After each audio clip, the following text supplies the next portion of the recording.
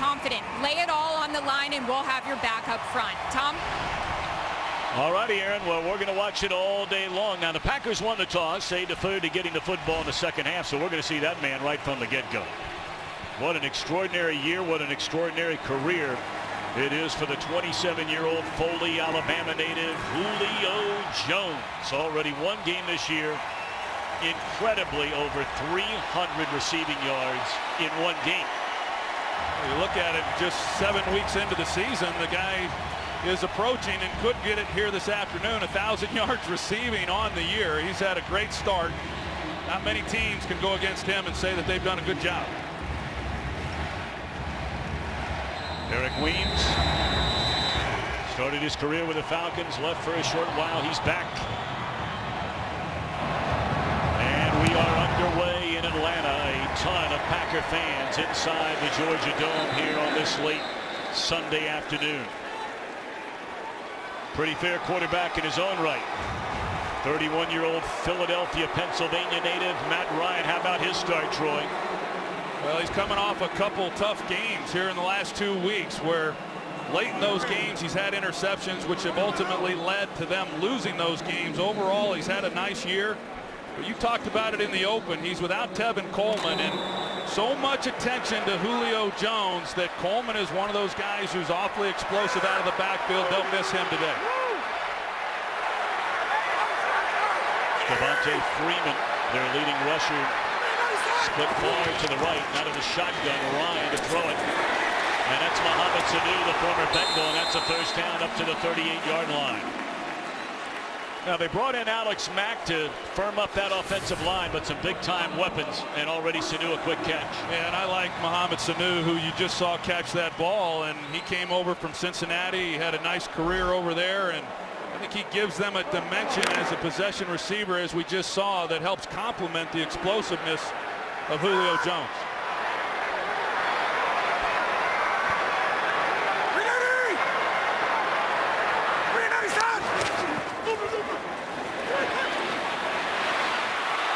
Going to run it, and he will slide up to the 49-yard line, very close to another first down, depending on where they spot it.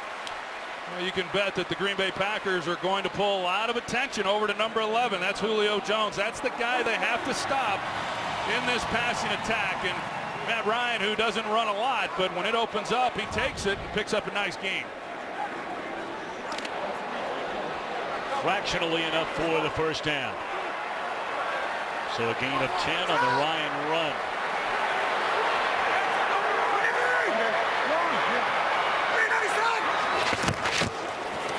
Well, that's a dangerous throw right there. That's an incomplete pass.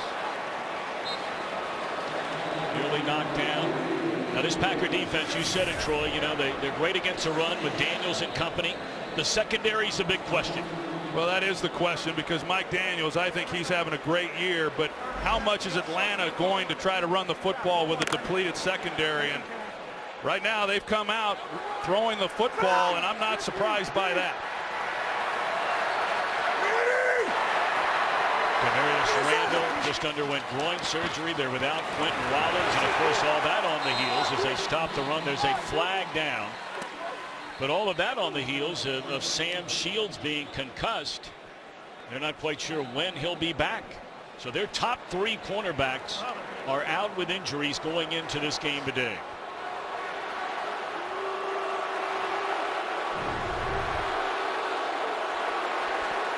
It's going to be against Atlanta, so they're asking Mike McCarthy, all right, what do you want to do? You just stopped him for no gain on first illegal down. Formation offense. Number 18 was covering number 80. That's a 5-yard penalty. It's still second down. I tell you, and this is not a good start here for Atlanta on the opening possession to have a penalty like that. This is a team that last week had 4 false start penalties playing at home, and pre-snap penalties just kill you. Look at some of the names missing today, including that man, Clay Matthews. Shields, we talked about, Rollins and Randall. They're already down of Montgomery. Been ill the entire week. Randall Cobb. We were very surprised by that decision when we got to the stadium today. Across the middle, and that's Sanu again. He's short of a first down, but they got a big chunk of it back. Clinton Dix on the tackle, and there's a Flag right in front of the Green Bay sideline, far side of the field. Well, it looked like there was some movement prior to the snap. And illegal formation. Number 77 of the offense was on the end of the line of scrimmage, uncovered. 5-yard penalty, still second down. Well, it can't be number 77. That's a defensive lineman, Rashid Hageman, who is inactive today. Well, this has got to be driving Dan Quinn crazy. I mean, to have already commented on the previous penalty, when you can't get lined up, now they come back after a nice gain to Sanu. They're going backwards. Ryan drops it off across the middle. His tight end is Jacob Tamme. Tamme's had a very nice career, going back to his days Indianapolis, Denver. Now his second year in Atlanta, closing in on 260 career receptions. He's been a good player for a long time. Yes, he has, and he's been a nice security blanket for Matt Ryan. But right now, we've got Dom Capers with a 3rd and long, and typically you would expect blitz, but they're so short-handed at the corner position. He's had to back off that here in recent weeks. We'll see what he decides to do here against Ryan. Looks like he's going to play coverage. Trips to the right. Big pressure. Ryan steps up, throws, missed tackle, very close to a first down. Ball is loose and the Packers out. Streaking is Clinton Dix on his way to the end zone. There's an injured player, and we have a penalty flag down on the far side of the field. There is not a penalty flag down. There is a player down. The question is, was he down? And did the ground cause the fumble? It looked like it from that replay. That's Tamme on the catch. Field was a completed pass, and the runner was down by contact. 4th down. Yeah, it looked to me like his elbow maybe was down. Couldn't tell exactly if the ball was coming out at that time or not, Tom. Tamme is still shaken up. It'll be a 4th down and a yard. Hey, knowing these Falcons, they might go for it when we come back. Today's game is sponsored by Southwest. Yes to low fares with nothing to hide. That's transparency. It was a 4th and 1 decision in overtime last Sunday against San Diego. Atlanta failed. San Diego got the ball, went down the other end, and kicked a field goal to win it. But they won't be denied this time. They pitch it wide to Devontae Freeman, and he has the first down. So Dan Quinn is not going to stop being aggressive. No, and then we could take another look at this Jacob Tamme, and initially it looked to me like the ball might have been coming out, but he was down after we looked at it. It was not challenged, of course. Not surprised. We see Tamme walking off the field. Not surprised that Dan Quinn decided to go for it there. Nick Perry, he bites here, and he creates the edge, and Devontae Freeman, he takes it. And these, talked about Tevin Coleman and his speed. He's not playing today, but Devontae Freeman, he's got great speed as well. 7th play of the drive. They'll turn around and hand it off to Teron Ward. Now, Ward is in his second year. He's not been active until today this season. Last year as a reserve, got 29 carries, caught 9 passes out of the backfield, but they like this second-year player. Well, they like him. He was in the offense last year. He got some limited playing time, so they bring him up, and you know, they're not afraid to get him in the game, as we saw. And talking with Kyle Shanahan, he said, hey, he's not going to wow anybody, but he's going to get to the right hole and be in the right place, and just knowing that goes a long way. They got a 3-yard gain, and Freeman back in. But I'm not surprised Dan Quinn went for it on 4th down. He almost had to after going for it in overtime last week. The ball batted down at the line of scrimmage. Let's go downstairs and check in with Aaron on Jacob Tamme. Well, Troy mentioned Tamme walking off the field, going back into the locker room. They're calling him questionable to return with a shoulder injury. He's going to get x-rays right now, guys. All right, Aaron, thank you very much. All these offensive weapons on both teams, and that would be another if Tamme is unable to return. 3rd down and 7.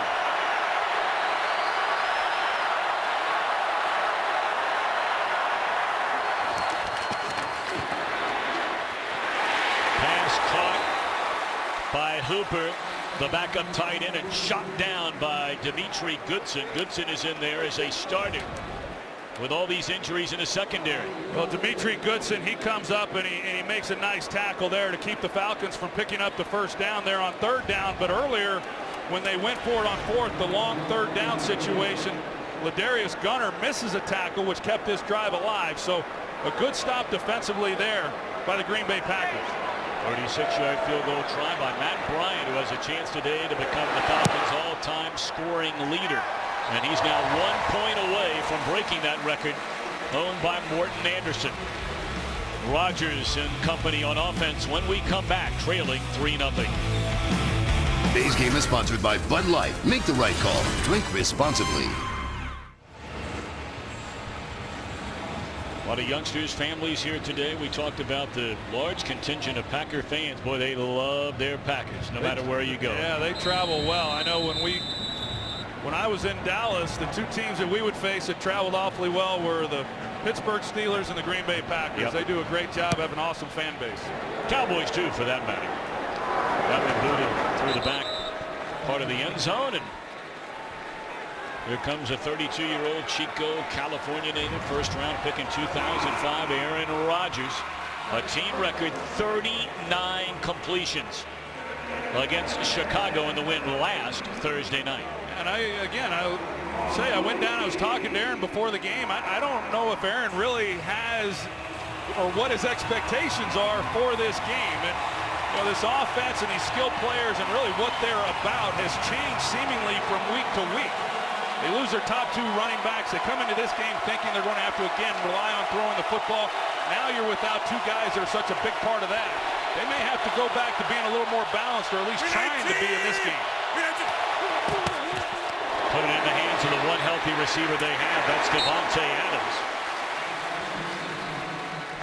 2 brand new running backs after injuries to Lacey and Starks. Well, you're trying to bring those 2 young running backs up to speed. We heard Aaron Andrews and, get with them, and yeah, they were going to play already, but that role changes significantly once you lose your top 2 guys. And Randall Cobb, he's been nursing a hamstring for several weeks, and it finally got the best of him. He just has not been the same player for quite some time. Little delayed handoff to Jackson, and good positive yardage there. The pile pushes it forward, and that will be enough for a first down for the rookie Don Jackson. For more on the Packers rookie running back, let's check in with Aaron Andrews. And Aaron Rodgers told us it's going to be Niall Davis and Don Jackson that look to be big factors today. They did spend an hour with Aaron last night in his room going over the playbook, hearing from TJ Lang. The biggest thing for Davis and Jackson, patience. Wait for the blocks to develop. Wait to see the defense. Don't get too excited out there, guys. Thanks, Aaron. That's a nice start right there for Jackson. I mean, you may that looked think pretty good. Yeah, looked real good.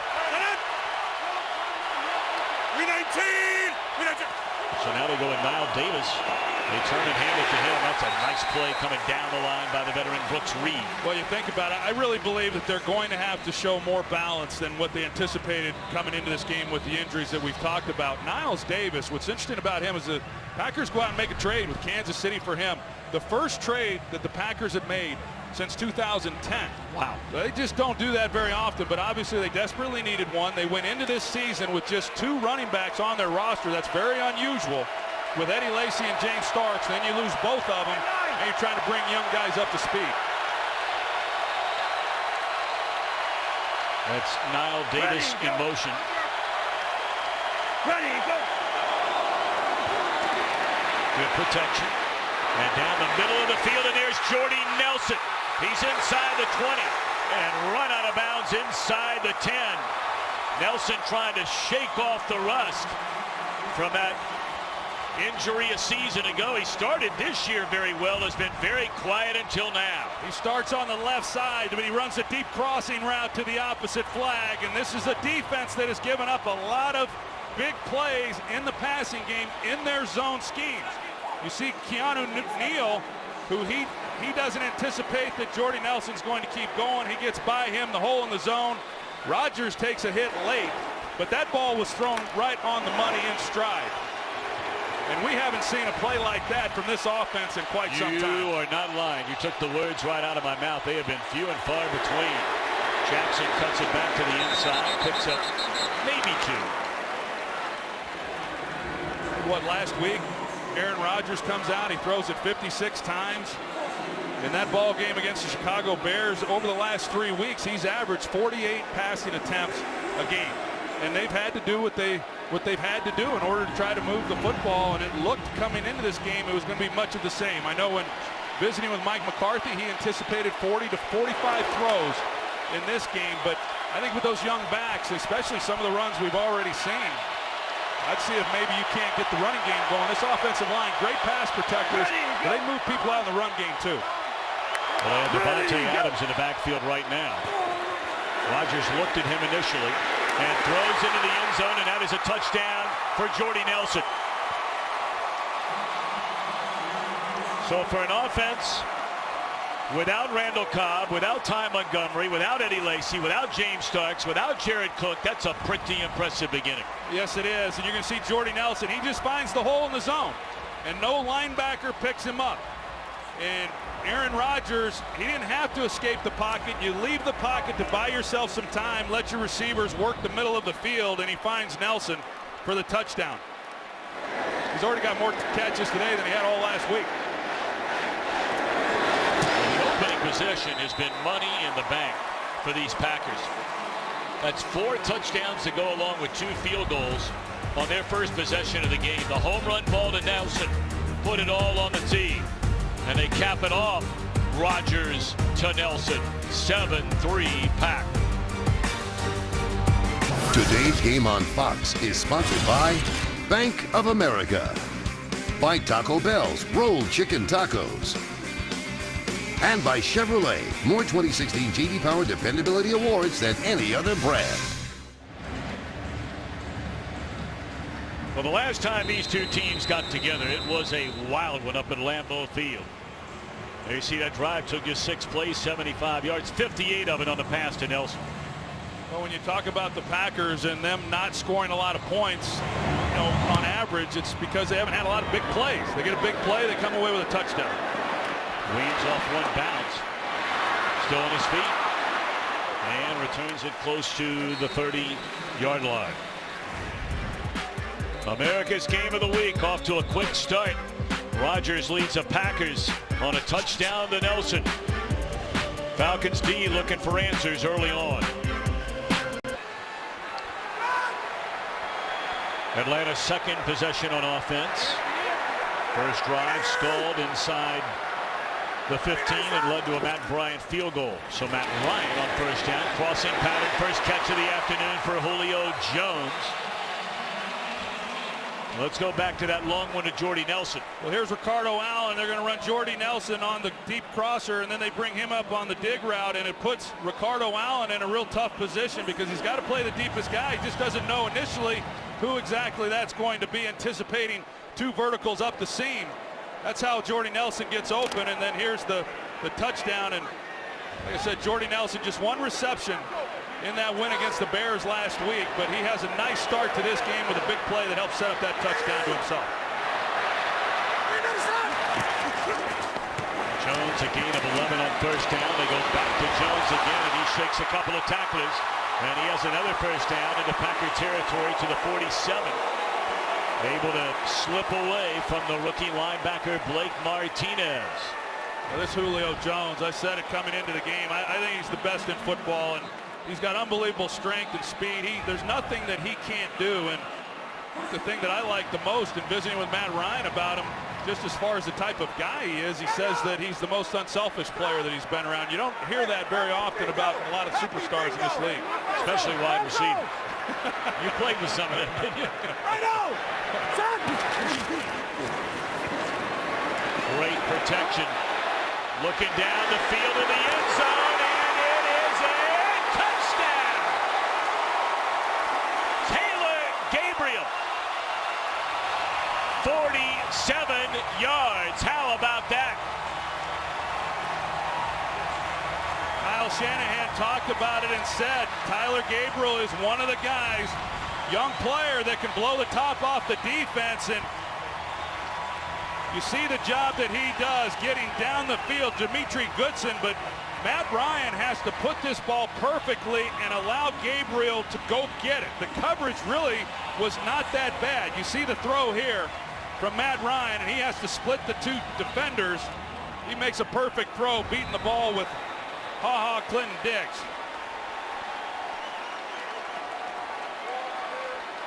That's a heck of a throw by Matt Ryan, and letting his guy Taylor Gabriel go get it. Point after now by Bryant, and it is good. We're barely 10 minutes into this one. The long ball to Gabriel. Ryan and the Falcons answer right back. Taylor Gabriel, his first touchdown reception of the year. You know, this guy did some nice things in Cleveland and may turn out to be a pretty savvy pickup by these Falcons. He's been nicked up this year, but active today. And the touchdown reception, beautifully thrown ball. Well, it sure was. And Demetri Goodson, he plays outside leverage here, which by alignment, he's going to give Gabriel the inside. Now, Clinton Dix tries to come off. He's helping to the outside. This was not his responsibility. He's trying to get back in the action. He's unable to. But Matt Ryan, in order to beat that coverage, you have to lay it to the inside and let your guy go get it. And it's simply a foot race, so that perfect execution, perfect throw. And of course, to get that ball down the field, you got to have protection up front. And the Falcons came into this game leading the NFL in pass plays of 20 yards or more. They're going to take their shots, and this time they make Green Bay pay. First down, Rodgers, great protection. Holy Moses, all day to throw. Now rolls, throws high. At an open Trevor Davis. And let's say hello for the first time today back in Los Angeles to Carissa Thompson. Hi, Carissa. Hi, Tom. Oakland at Tampa Bay. Under 2 minutes left in overtime. This thing went back and forth, but it ends like this. Derek Carr's 41-yard touchdown pass to Seth Roberts. Raiders win in overtime, 30-24. They're now 5-0 on the road. Tom, Troy, and Aaron. And Carissa, thanks. Troy Nolan now behind New England. The second best record in the AFC belongs to Oakland. Pretty incredible what Jack Del Rio has been able to do. You hear Carissa Thompson 5-0 on the road. I mean, it's hard to win. It's hard to win on the road, and they haven't yet to lose. A delay to Davis. And he'll pick up close to 5. Third down and 5 upcoming. Now this Atlanta defense, they've got good production. A healthy Big Beasley Jr. leads them in sack, but the secondary, Troy's been a problem. Yeah, they've given up big plays, and I think they've got good players in the secondary. I think they got good corners. I think they've got good safeties. They're young guys, as we know. Really, this defense, they play a lot of zone coverage, and when your linebackers are as young as the Falcons are, sometimes you leave some holes within those zones, and teams have been able to exploit that, and we saw that already, you know, with the Green Bay Packers doing it, but they'll continue to get better as they move through the year. Third down. Boy, that's a beautiful throw right there, and that's already the third catch of the afternoon for Jordy Nelson. Now, we were in Green Bay a couple of weeks ago. Rodgers wasn't throwing the ball like he's throwing it at least in the first quarter today. No, he's turning it loose, and we saw him miss the ball high when he scrambled a play ago, but this was money again right on the sidelines. And you know, I think, as I said about Aaron Rodgers, that you get into games like this and you're without your top guys, and you know, sometimes your best games come when you least expect them, and so far here today, that's been true of Aaron Rodgers. He's off to a great start. 319. Play action. And there's another bullet to Adams right at midfield, and that's another Green Bay first down. Yeah, and that ball was cut loose, and it's the one thing I think that people, when they've watched this passing attack, the ball just has not come out as quickly as what we've seen in years past. But you know, that time Rodgers hits his back foot and he lets it fly, and I can tell you that right now, with the start that he has had, he's feeling pretty good about the way this game has begun. Ready, go, go.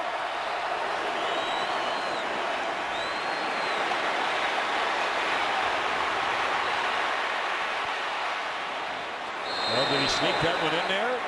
The catch is made, and that's Davis. Trevor Davis, a rookie out of Cal, same alma mater as Aaron Rodgers. Those protection's unbelievable. Well, the protection is really good, but as you see receivers, when your quarterback is scrambling, you've got to work back towards them. And you know, you finally are able to locate Davis, but too many times when I see these scramble drills, it's not just a free-for-all. There are rules within a scramble that receivers should employ. And I don't see it from the Packers. They don't work back towards Rodgers, and too many times, with a lot of time, nobody's doing what they can to find separation where he can go with someone with the ball. 4-5 rock. Ready, you go. Don't know if they got it off in time. I guess they did. Far side, that is Janis, his first catch of the afternoon. There's another guy they're hoping can step up. You know, they released Jared Abbrederis. Last time we saw Aaron Rodgers, he thought Abbrederis might be able to help him. But he's been injured. They're in hurry-up mode, and plays blown dead, and Rodgers wondering why. Timeout was called by Atlanta prior to the play. This is the first charge timeout, Atlanta. 10-7 Atlanta.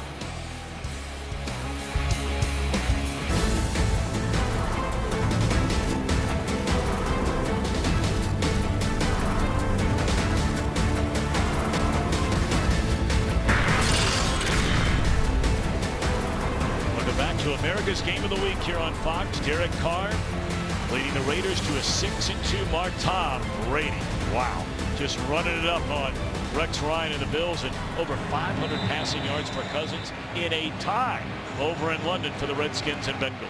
Yeah, another missed field goal that would have won the game, and we saw a lot of that. Oh boy. Seattle and Arizona could talk to that after last Sunday's matchup. A lot of missed kicks here this past week. Go. Seventh play of the drive. Rodgers, a shovel pass, and there's a penalty flag down. That's Devondre Campbell, the rookie linebacker out of Minnesota. Holding number 69, offense. 10-yard penalty. Still first down.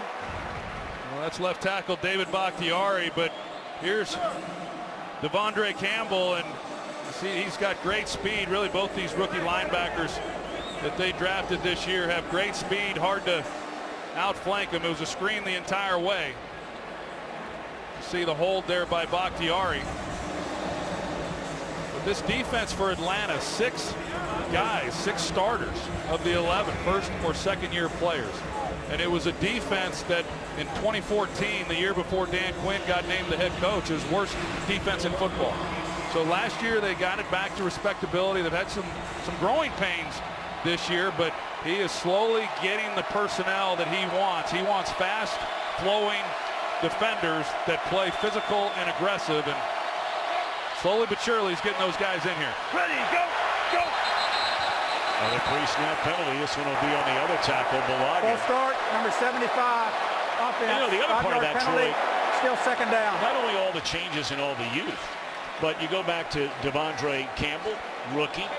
Middle linebacker Deion Jones, rookie. All these guys have missed playing time as well with injury, so there's been very little time where everybody's been together, which is why Dan Quinn at least said to us, he believes they will move in the direction you're talking about. And the injuries to those linebackers is why they've had to play, you know, so much zone coverage, and why they've had some of the holes that they've had.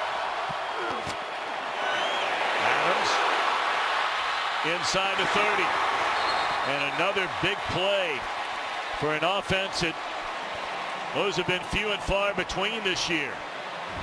Boy, Adams really playing well. Well, he starts in the backfield, so now they've got Devontae Adams playing the position that we've seen from Ty Montgomery. A missed tackle there, and it allows Adams then, as you see Keanu Neal, you know, he's one of those physical young players. He just does not take a good angle, and he gets beaten. It ends up being a big play for Green Bay.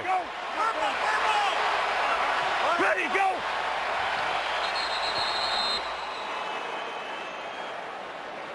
This is the end of the first quarter. So they'll change ends of the field. Great start to this one. Fox NFL Sunday continues after these messages and a word from your local Fox station. 10-7, Atlanta leading Green Bay. Packers set for their 9th play on this drive, which began on their own 25, covering 53 yards thus far. Ready, go, go. Again, incredible protection. And wide open is Davis. And he's very close to a first down to the 15. We started to mention the last team these teams played was at Lambeau Field. It was only 2 years ago. 43-37 was the final. The Packers won that game. Ryan threw for 375. Rodgers threw for 327.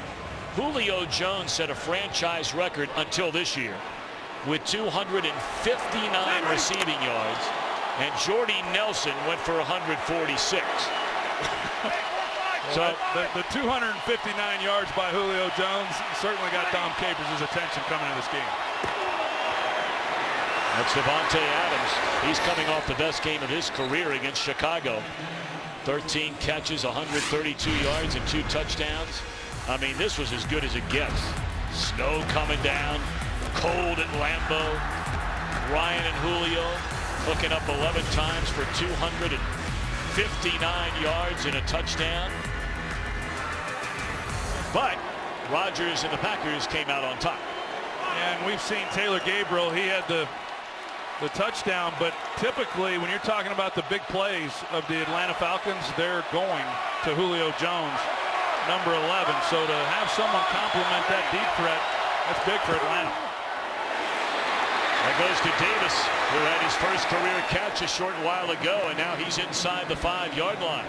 Tell you, this has really been impressive. Granted, we're early in the second quarter, but with all the pieces missing from this offense, they've got it going pretty good. Yeah, and they're relying on, as you said, Trevor Davis here, the 5th-round pick, and this guy can absolutely fly. He's a 4-3 guy, and that's what the organization likes about him, and he's going to get some respect. He should draw some soft coverage, work, not down here, but as we move through this game, he should be able to work some of the underneath things. But I think Mike McCarthy, not just today, but I think the last few weeks with injuries, I think he's really managed the offense very well. Ready, go. The fullback in motion. That one snipped out perfectly. Witkowski on the catch, and there's Deion Jones, dynamic rookie out of LSU, incredible athlete. He was not a starter at Clemson until his senior year. Played 4 years for the Tigers, but did not start until his last year there. Well, this is an area of the field for Atlanta where they have struggled this year. They've not been good down here in the red zone, keeping teams out of the end zone. 11 of 12 plays on this drive, throwing the football. Ready, go.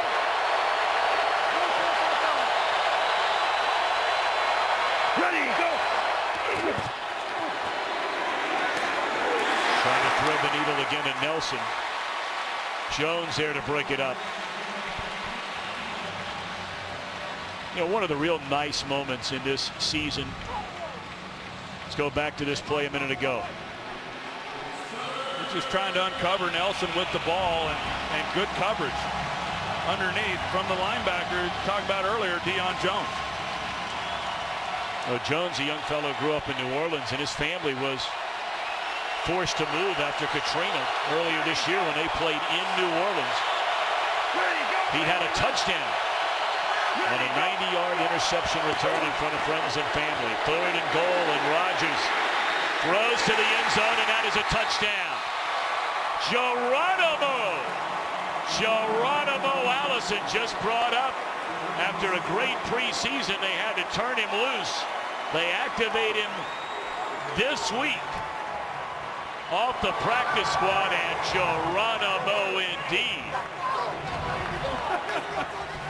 Well, credit Aaron Rodgers for keeping the play alive. He's able to move up in the pocket and then slide, and Geronimo uncovers himself. You talked about it coming out of camp.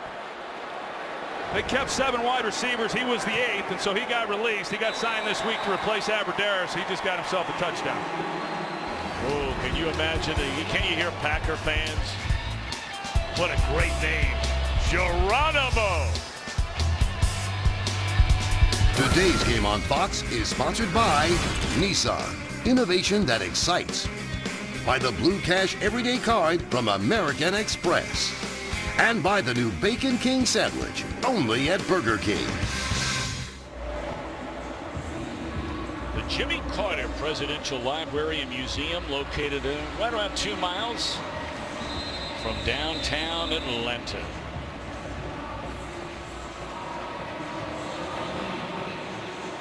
Our crew, led by Richie Zion, spent a lot of time over there over the weekend.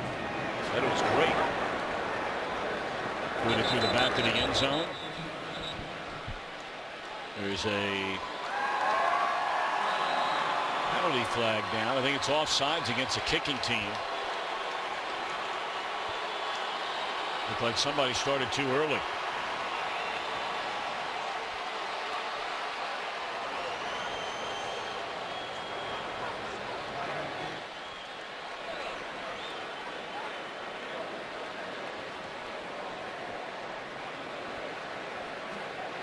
Offside, number 29 of the kicking team. Atlanta has elected the 5-yard penalty from the touchback spot. It'll be first down at the 30-yard line. That's the backup running back, Teron Ward. Well, we'll go back and take a look at it, and good protection as Rodgers steps up and slides, and Geronimo Allison opens up inside. Initially, Rodgers was looking to Jordy Nelson, and Deion Jones gets a hand right to the headgear. Jordy was pleading his case with the official afterwards. On first down, back to the air, and a flag thrown. And throwing his hands into the air is Gunter, as he was running step for step with Julio Jones.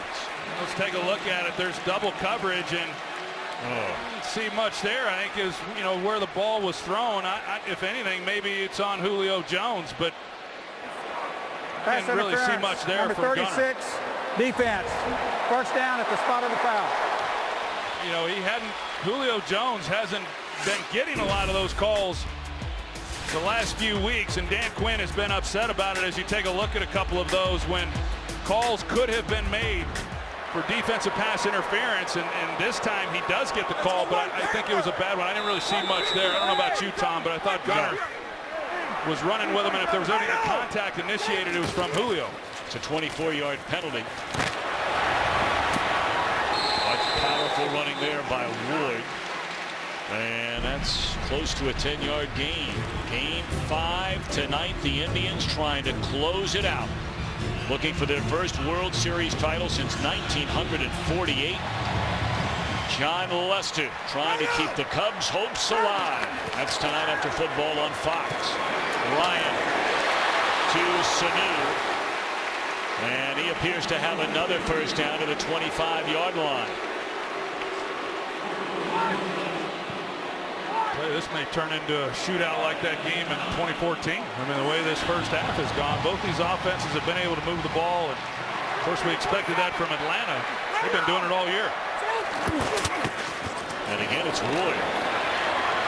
And he's tripped up. Guyon is there, along with Jake Ryan, second-year linebacker out of Michigan. Yeah, well, this run defense is awfully good for the Green Bay Packers. Really, nobody, with the exception of Dallas, who ran the ball awfully well. They had 190 yards 2 weeks ago in that game rushing, but outside of that, it's been a pretty tough defense, and those big guys in the middle, talking about Guyon and Mike Daniels, they're hard to move. Well, they were #1 rushing defense, allowing 71 yards per game, less than 3.5 per carry.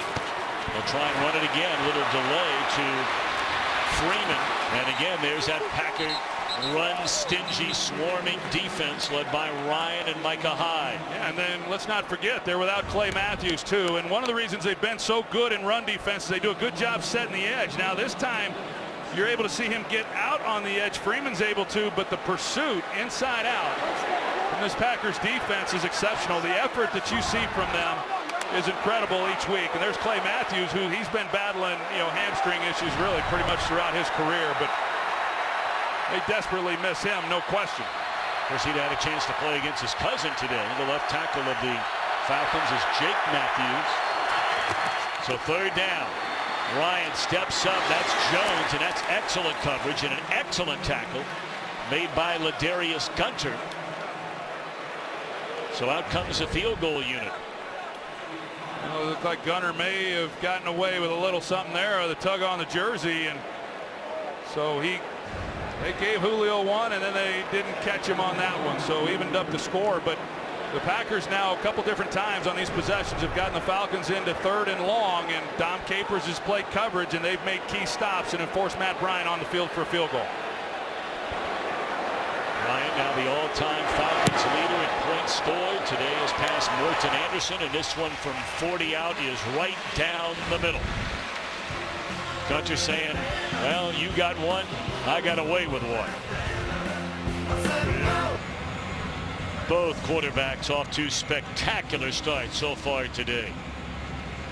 Yeah, this has been a good start for both of those guys, and as we talked about with Matt Ryan, you kind of expected that, right, against this defense and their secondary and having to rely on their 4th and 5th corners. But for Aaron Rodgers to find out you're going into this ball game without Randall Cobb and Ty Montgomery, who've been such a big part, for him to come out, look the way that he has and the offense has, that's been impressive. I feel like every time we toss it down to Aaron, we're talking about injuries. Therefore, how about it, Doctor? All right, Doctor. Let's get an update on old Randall Cobb. You know, we knew he was limited in practice this week with a hamstring injury. And this was something he injured a couple weeks ago against the New York Giants. He told me he thought there was a chance he'd be able to go today. But because the Packers already had their bye week and they have a couple more weeks to go here, he said there's no really reason to chance it. They have to let it heal. Well, staying involved, you know, and Allison playing in his first NFL game, a college free agent out of Illinois, scored his first touchdown on his first catch a moment ago. Well, I got all the respect for Randall Cobb. I mean, for him to be able to try to gut through that injury here over the last few weeks. It's one thing for a quarterback to do it when you don't have to just take off and run. For a wide receiver to do it with a pulled hamstring is not easy, and yet he's found a way to play. Don Jackson, and the pile pushes him forward up to the 28-yard line. Jonathan Babineau in on the tackle. You know, but you could tell watching him, you know, in the games that he just wasn't the same. He wasn't as explosive. He didn't have the cuts and the quickness that you're accustomed to seeing. And so I think the Packers, all these games are important, but he has to get healthy because he's such a big part of what they do, and he's a dynamic player when he is healthy. Well, you know, his last 3 games, he has 27 catches. Coming off a spectacular game against Chicago, 11 grabs, 95 yards. Packers in that game had 3 different players with 10 or more receptions. Rodgers cuts it loose and just out of the reach of Jordy Nelson.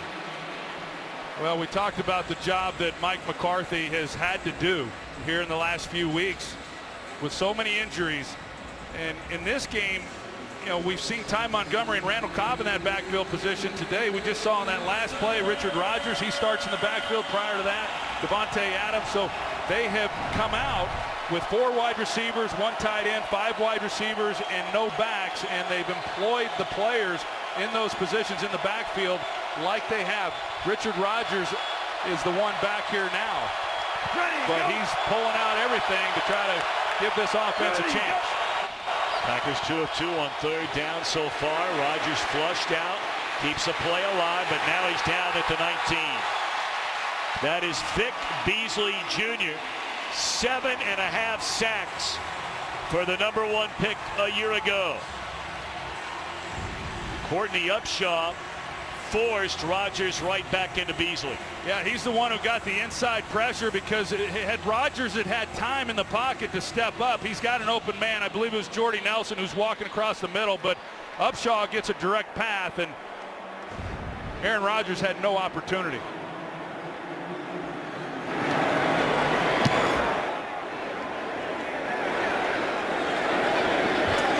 Williams at the 22-yard line. And the flag is down, 2 flags down. Williams still on his feet up to the 33-yard line, and we wait on a pair of penalty flags right around where Weems caught the football, and then the other thrown as he started into his return. We were talking about Vic Beasley Jr., and you made the comment, I had a great article about him in the paper today. You said you're a big fan of his all of a sudden. Well, I already was, but a bigger fan now. Hey, the guy likes country music. What can I say? On the team, both by the receiving team. Holding number 29 of the receiving team. That penalty is declined. Holding during the return, number 36 of the receiving team. 10-yard penalty from the end of the run.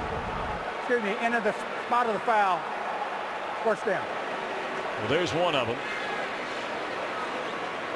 And then there's the other one.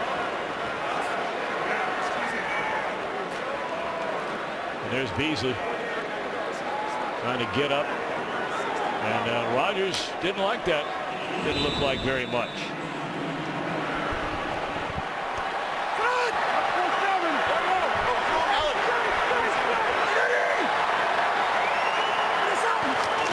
First down. Flag down again.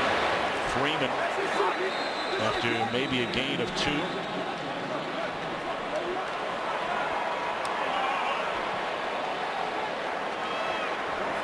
Illegal formation. Well, these Offense. penalties. Number 11 is covering number 80. It's a 5-yard penalty. It's still first down. Let's send it back to Los Angeles and check in with Kurt Menefee. All right, a costly interception in many ways. San Diego's Phillip Rivers picked off by Denver's Bradley Roby. He returns it 49 yards for the pick 6. Denver leads at 10-7, but on the return on the sideline, defensive coordinator Wade Phillips was run over. Looks like a nasty-looking leg injury. He's out of the game. We'll update you during the Visa halftime. Tom? We certainly hope he's okay. One of the real good guys for a long, long time in the NFL, Wade Phillips. First and 15 catch, gain of 5 made by Austin Hooper, the rookie out of Stanford. You know, you go back to last week when in the fourth quarter trying to seal the game, Ryan, the first down, penalty, second down. Or they go for first down again, another penalty. So it becomes first and 20. This is the first George timeout. And ultimately, it turns out that, you know, Matt Ryan threw the penalty, and Troy, when you're in the huddle and you're getting the penalties over and over and over, pre-snap penalties oftentimes from your offensive line, what do you say? Well, I can't say what I would have said. It's completely unacceptable. You can't have it. I mean, it's one thing if you have holding penalties and you know, effort penalties, but when you can't get lined up or you have false starts, it's a lack of concentration. It's not knowing your assignments and just not really paying attention, and that's what losing football is about. This is a team that has lost the last 2 games, the Atlanta Falcons. One of the reasons they lost last week's game was because they had some false starts like you talked about, and it forced Matt Ryan to try to force a throw. He misses a guy, it's intercepted, and then San Diego wins the game, and here they are backed up once again on 2nd and long.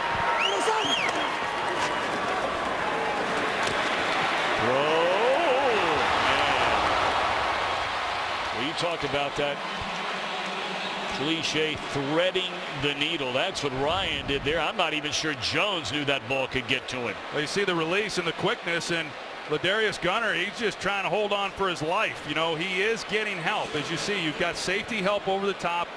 Julio Jones he sees that every week. He's going to see it again every snap here today, and he's a guy who takes some punishment, and he's so physical that sometimes his own body can't even withstand what he puts it through. But what a great player he is. Falcons gave up a lot to get him in that draft, but he's lived up to it. Quick slant, batted into the air and incomplete. Trying to find Aldrick Robinson. So a good defensive stand there by the Green Bay Packers, aided by a pair of penalties by the Atlanta Falcons, and very slowly walking around on that sideline is their great star, Julio Jones. Well, he's on the injury report just about every week, and you know, they got to do what they can to manage him and get him to Sundays, and not always easy to do, but he's a gamer. This one blasted by Matt Foster. Trevor Davis, he's across the 50, and Davis down the sideline, cuts it back to the inside, and finally tackled at the 15-yard line. No penalty flags on the field. Well, you talk about a way to jump onto the active roster. Davis already a pair of catches, and now this huge return of 55. Well, he talked about his speed just a little bit earlier. He just flat runs away from people. He's catching it at a dead stop. Guys have runs at him and poor angles, and he's able to flip the field position on them. And here's a look at Julio Jones. You know, maybe why he's over on the sidelines. As you see, he's hobbled. That ankle, that left ankle, got rolled up underneath him as he was going to the ground. That return by Davis was as long as the Falcons punt return team had surrendered collectively. Every punt return against them all year. Rodgers had his receiver fall down. Nelson double teamed in the back of the end zone. I mean, the Falcons punt coverage team had been the best in the league before that one from Davis, and they continue to look at Jones. Well, that sure helps out your offense, you know, for the Packers when you're able to get returns like that. And like I said earlier as well, this defense has had some problems down here in the red zone, being able to keep teams out of the end zone. Play clock at 11. Ready, go. Ready, go. Empty backfield on second down. Pocket collapses, and Rodgers will run it. Flag down, and he's still on his feet. Wrapped up by Jones, a middle linebacker, but we wait on the penalty. Based on Aaron Rodgers, sounds like he's saying that there was defensive holding on the play. There's a lot of jawing going down there too. And Rodgers right in the middle of all of them. Yeah, Rodgers can outrun a lot of people, but he ain't going to outrun Deion Jones. The quarterback was in the pocket, holding number 34 defense. It's a 5-yard penalty from the end of the run. First down. That's a rookie who's playing regularly out of Florida, Brian Poole. Yeah, he's right here on the slot. He's the nickel corner, and he got his right arm up around Jordy Nelson's neck. I think it was a good call, and here's the stiff arm by Aaron Rodgers, but he doesn't get much out of that game. Deion Jones, as we spoke about, he can flat out run. 5:10 to go until halftime. Packers looking to add to a 14-13 lead. First and goal to 7. Adams looking for a block and loses the football. And it looked like it went out of bounds before the Falcons had the ball, and I think Green Bay's going to get it back. Well, the whistle was blown with no one maintaining possession, so it sure sounded like the ball is going to be ruled out of bounds and maintained possession by the Packers. The defensive player was out of bounds when the ball was touched, which makes the ball out of bounds. It's second down, Green Bay. How about that? Yeah, right there at the end, you're going to see exactly who that was. Right there. That's Robinson Therese, who tried to get to it before coming down out of bounds. So Hey, die, 4-5. the fumble was caused at the 3, but it went out of bounds at the 9. So that's where the Packers have it. Second and goal. Ready, go.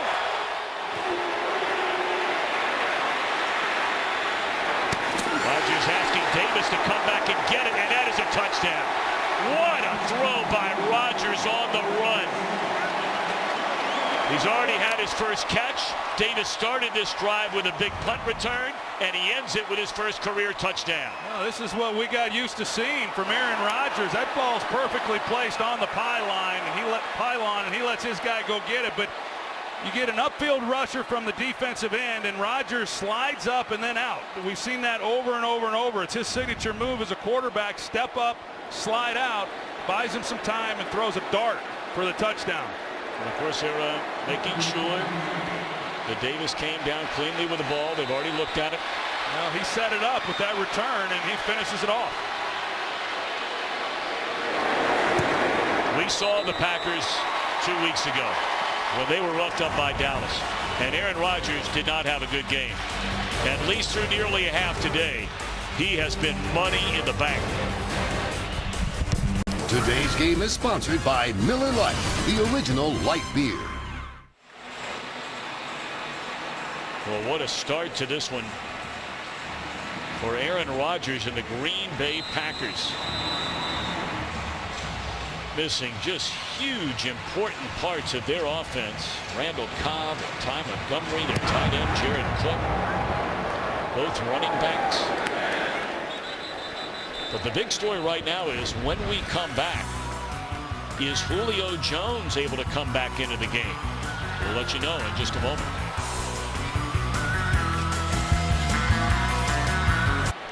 Julio Jones in the game, Aaron.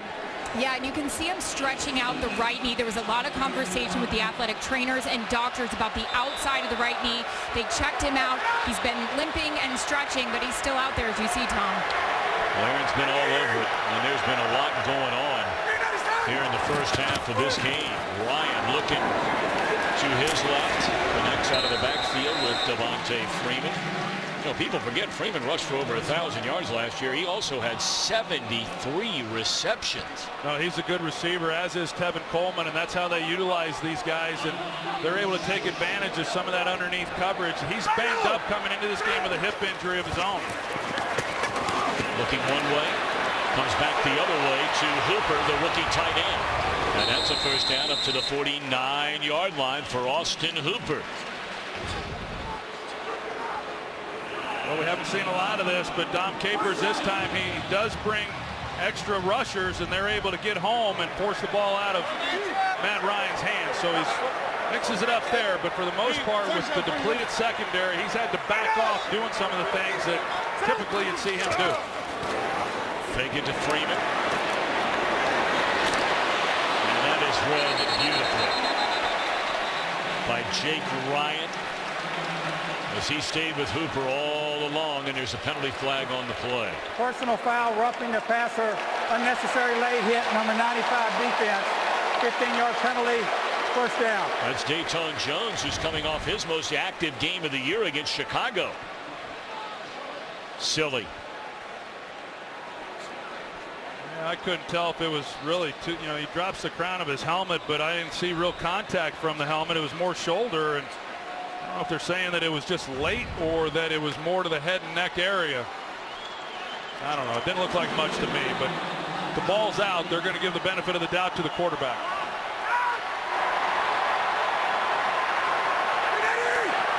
Plus, he went to UCLA. So. Well, of course, he gets a free pass. It's in the hands of Gabriel. Is always so fleet-footed, Gabriel. You know, he really didn't have a quarterback to throw him the ball in Cleveland, and he still managed to put together a couple of seasons, you know, 30 to 40 receptions. Well, he has a quarterback that can get him the ball now if he's on the field.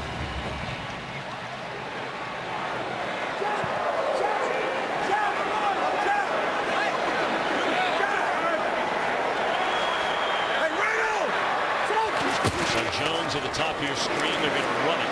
Bouncing to the outside, Teron Wood. And Morgan Burnett will run him down at the 21-yard line. Second down upcoming. Like what I've seen from Ward in this game as well. This thing winds down here to the 2-minute warning, but this is a good drive for the Atlanta Falcons.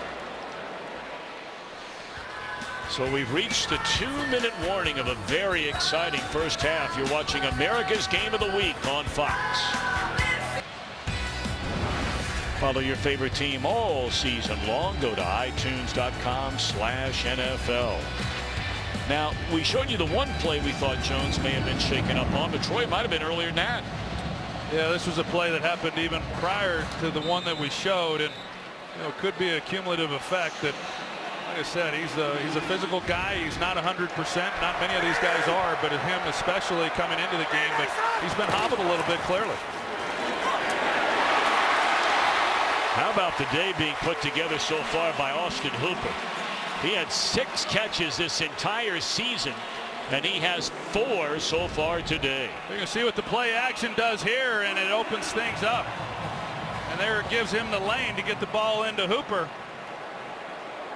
There's Julio Jones. Excellent release off the line of scrimmage there, but he kind of grabs at it as he comes out of that break. Certainly didn't keep him from making the plant, but it's that left ankle that appears to be the problem. Jones split to the right. Ladarius Duncan across the line of scrimmage defending. First and goal, they hand it off to Freeman.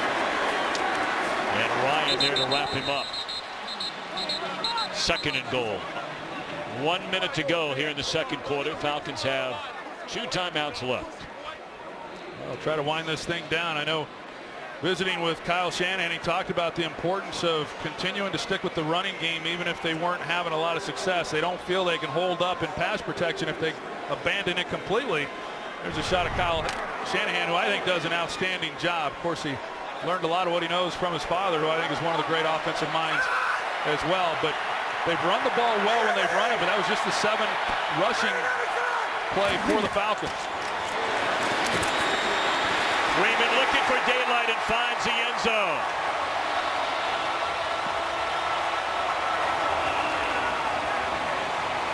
That's a beautifully designed play by Shanahan and company. Getting into the hands of the playmaker Freeman. And that's his 2nd receiving touchdown of the year. Well, they split Devontae Freeman out. You're going to see the lineman get out in front, but initially it looked like the Packers had Freeman bottled up, but he's able to knife his way in there. And that's an excellent job finishing off this drive. The Packers have been able to force some field goals down here. This time the Falcons are able to complete the drive with 6 points. And they're going to go for 2 and try and tie the game up. They are 2 of 2 on 2-point conversions so far this season. They get trips to the right. Sanu, Jones, and Gabriel.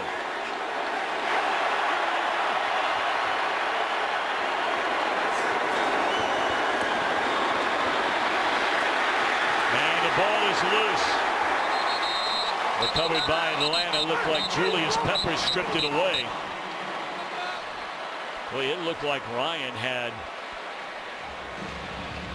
Devontae Freeman wide open and maybe just didn't see him. Well, Freeman the touchdown. To the field they went trips, and the Packers really did not roll coverage that way. They played one-on-one, but Matt Ryan was not working that side at all. He was trying to work the isolation route back to his tight end, and just good coverage. You see, he's trying to get the ball to Hooper, but it was good coverage by the Packers, and then just nothing there. But I thought he was going to try to work that trip side with the single coverage that he had. Well, halftime right around the corner. What's coming up, Mr. Menifee? All right, coming up on the Visa halftime, another week, another tie. Oakland and Tampa come very close to one, and Cleveland had a big lead. Did they get their first win? Make sure you join me and the guys on the Visa halftime show. All right, Kurt, looking forward to that. So the 2-point conversion fails, but in under 4 minutes, 75 yards, 8 plays. Freeman the touchdown catch. Ryan 2 touchdowns, 16 of 20, 183 yards. And for Matt Ryan, he came into the game trailing only Drew Brees for the NFL lead in touchdown passes with 16. Tack on 2 more.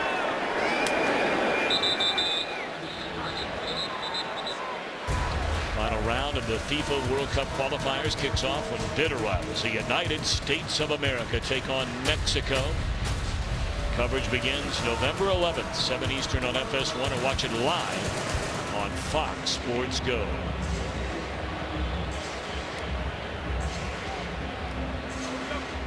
Can't do much better than that. Two good halves by these, or a good half by both of these quarterbacks, and Green Bay does get the ball to start the second half, so we'll see what they elect to do. But I would think they might try something here on first down, see if they can get something rolling with 2 timeouts still left. But they will possess the ball to start the next half. Ready.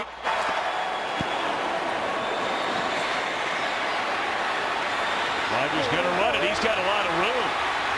And he's up to the 50-yard line, and there's 18 seconds left. That's better than a long pass play. That was pretty good. And Atlanta, they go into man coverage, and as I said earlier in this game, they don't run a lot of it. It's a lot of zone coverages that they run, but Rodgers recognizes that all these defensive backs have their back to him, and there's nobody out in front of him, and he takes it. That's his longest run of the year, 23 yards. Mason Crosby loose on the sideline. Packers have 2 timeouts left. Ready, go.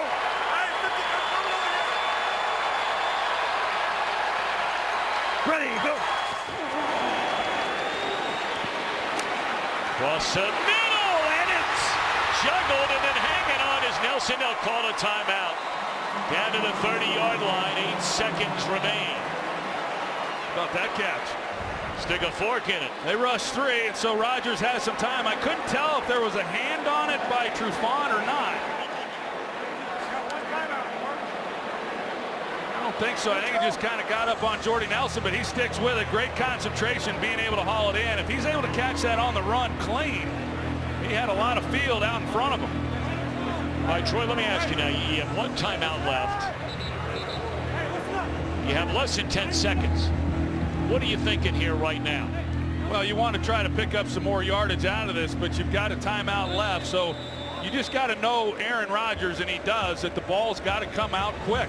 You can't run around and let the time expire, and if a ball's completed inbounds, the receiver has to know, unless he's going to score a touchdown, he's got to get on the ground and allow you to call the timeout to stop the clock. It'll be about a 49, 50-yard field goal try right now, and they hand it off. And sliding down is Ripkowski, and a flag comes in. Play had been blown dead. Wisely, Ripkowski slides down. The user final Personal timeout. foul, unnecessary roughness, number 22, defense. Half the distance to the goal, automatic first down.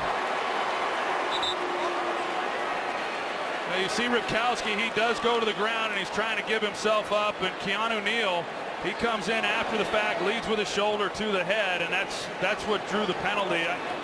I think it's hard on these guys. It's easy in slow motion to point those things out. I think it's really hard on these defenders when they're coming in trying to make stops, and a guy decides to slide and give himself up, and I think the penalty was warranted, but I don't think that Keanu Neal came in and was trying to do anything malicious. 29-yard field goal try by Mason Crosby. And on the final play of the opening half, it is good. Thrilling first half here in Atlanta. We're going to send it to Kurt and the gang in Los Angeles. 24-19, Packers in front at halftime. His excitement brought to you by the new Nissan Titan.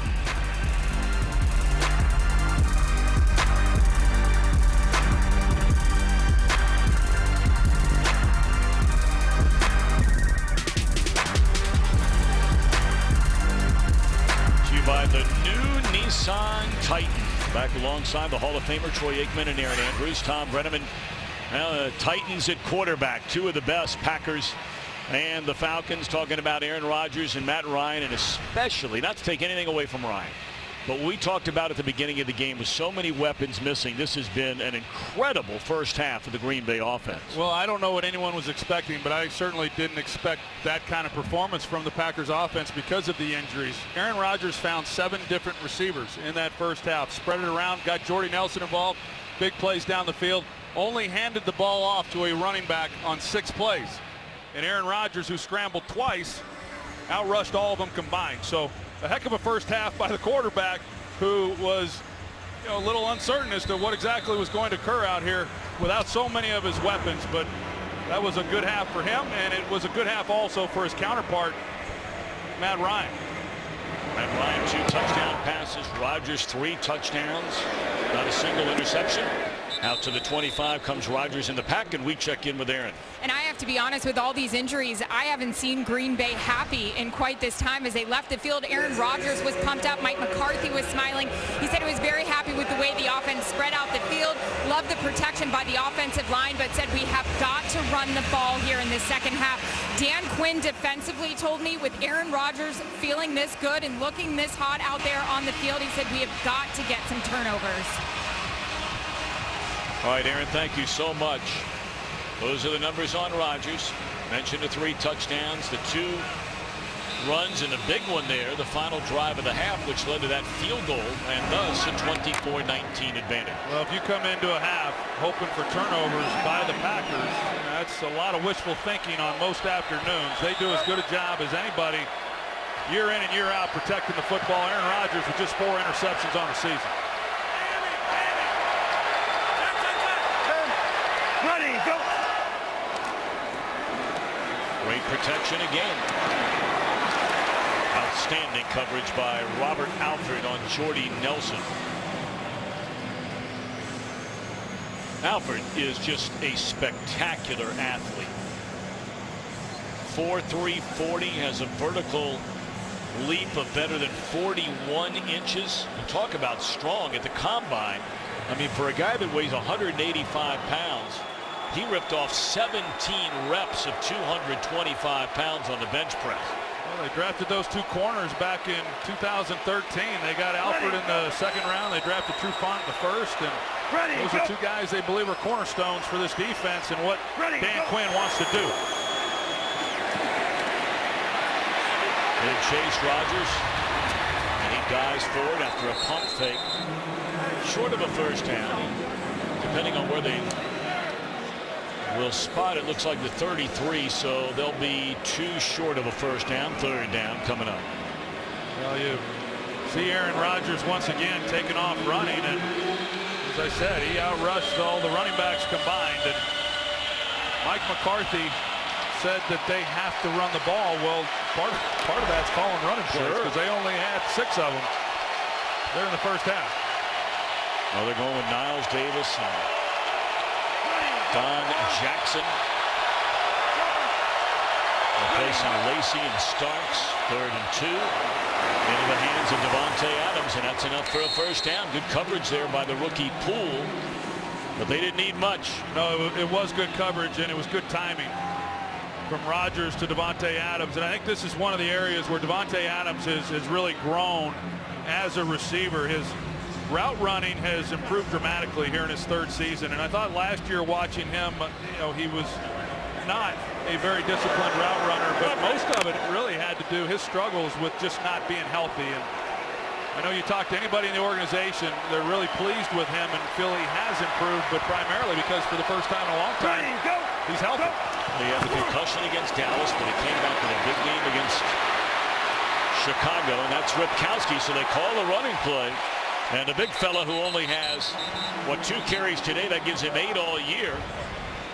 That's a 12-yard gain. Yeah, Ripkowski out of the University of Oklahoma, and I was speaking earlier about the fact they broke camp and they only had 2 running backs on their roster, and that being Eddie Lacy and James Starks. As they like what's happening over there with Ripkowski, but he's a guy, as we saw, who he's capable. He doesn't get many opportunities, but he's capable of running the football a little bit like what John Kuhn was.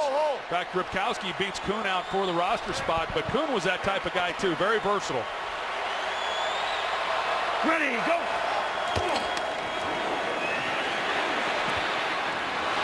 Incomplete. Had Allison open at the 42-yard line. A rare miss on a passing attempt today by Rodgers. 2nd and 10. Yeah, under pressure, and Dan Quinn trying to shore up that outside pass rush and just not allow Rodgers to escape the pocket throughout the first half. And now on that play also, he's able to escape, and it puts that defensive back in a really tough position to stay on their guys with all the zone coverage that they run. They have protected Rodgers very well. Been sacked 1 time.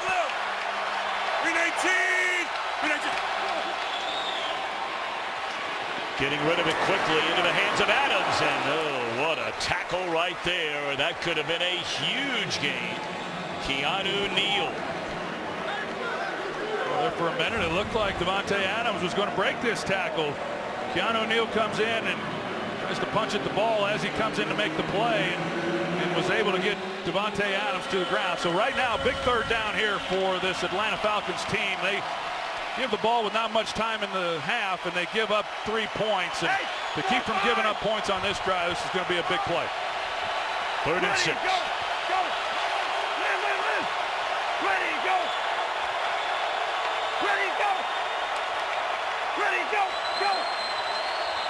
Try to get him on a hard count. Yeah, it was a good job by Rodgers. A lot of times when you're on the road, especially in a dome, you can't use the hard count, but we heard Rodgers use it.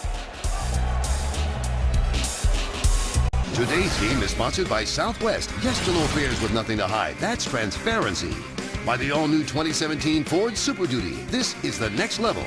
And by Fantastic Beasts and where to find them. Explore a whole new era of the Wizarding World November 18th. Coming up tonight, Game 5. Cubs on the ropes, trailing 3-1, but they'll hand it to John Lester. Lester did not have a good start, his only start in this year's World Series, but through his career, he has been an outstanding postseason pitcher. They need him tonight. Dwight Freeney into the game on his 3rd down and 6, trying to get to Rogers. And they get to Rogers. Adrian Claiborne, the former #1 pick of Tampa Bay. He is healthy again, and Dan Quinn says keep an eye on this guy. Yeah, Quinn dials it up. He brings the pressure, and there's a crosser that comes in front of Rogers, he's got a chance if Rogers gets it out to him quickly, but instead he hangs on to it, and the pocket collapses. You see Rogers was expecting a hold to be called, but that's a great stop defensively by the Falcons. Run by Jacob Shum, who's come under a lot of fire in this his first season. They can't find the ball. There's a missed chance right there by Janis. They should have been pinned inside the 5. So Julio Jones, they worked on him at halftime. He's taken some hard falls, awkward falls in the game so far today. And we'll see what he has in the tank for you before this second half. Well, they've gotten the big play, of course, down the field from Taylor Gabriel, but this defense focused on Julio Jones coming in, know that they've got to be able to control him within that passing game, and they've done that. You know, he had 3 catches, 29 yards there in that first half. So Green Bay's got to be pleased with how they've been able to handle him. Now they know what Gabriel's capable of doing with the speed that he has. They still got to minimize these big plays.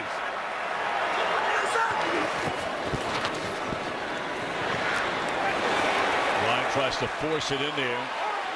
And broken up by Blake Martinez, a rookie starting linebacker out of Stanford. He's been a good addition to this defense. I know I was talking to Mike Daniels down there on the field before the game, and this run defense, when Clay Matthews is playing and Nick Perry was having a great year, and then the 2 big guys inside, but he really feels that the difference in their defense this year against the run has been the contributions by Blake Martinez. So that's high praise for the rookie linebacker.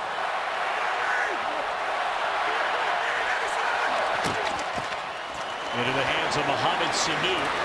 Got a block, big time block.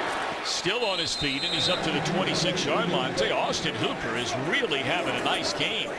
Whether it's catching balls down the field or making a block that gave Sanu a little room right there.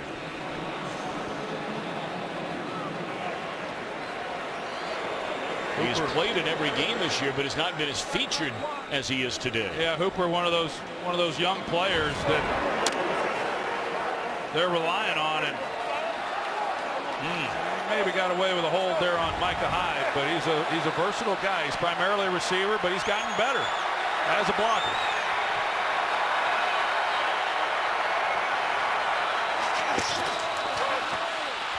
Flag comes down, ball is stripped away.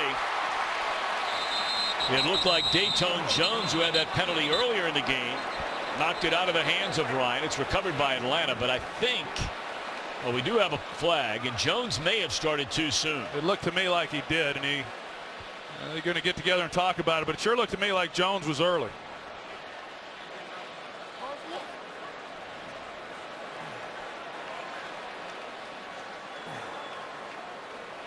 Offside, number 61, defense. 5-yard penalty, 1st down. Well, it's not number 61.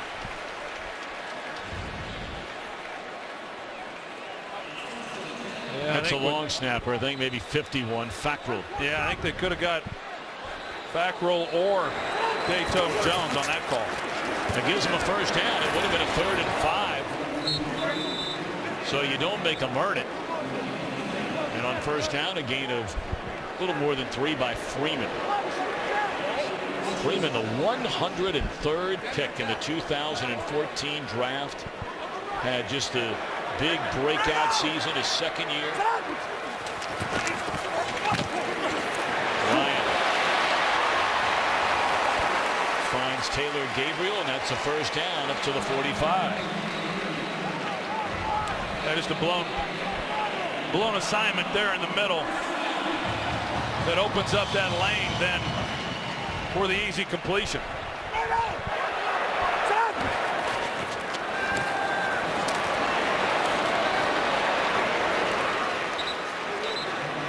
Well, down the progression list, he found Sanu there. Short game, but a gain nonetheless. Well, they're going into a hurry-up offense at the line. They got the Packers defensively reeling a little bit. And Matt Ryan, he's making the calls at the line of scrimmage. Teron Ward in the backfield. They give him the ball. Slipped a tackle, and Ward in the outside. Inside the 35. And run down finally close to the 25-yard line for Teron Ward.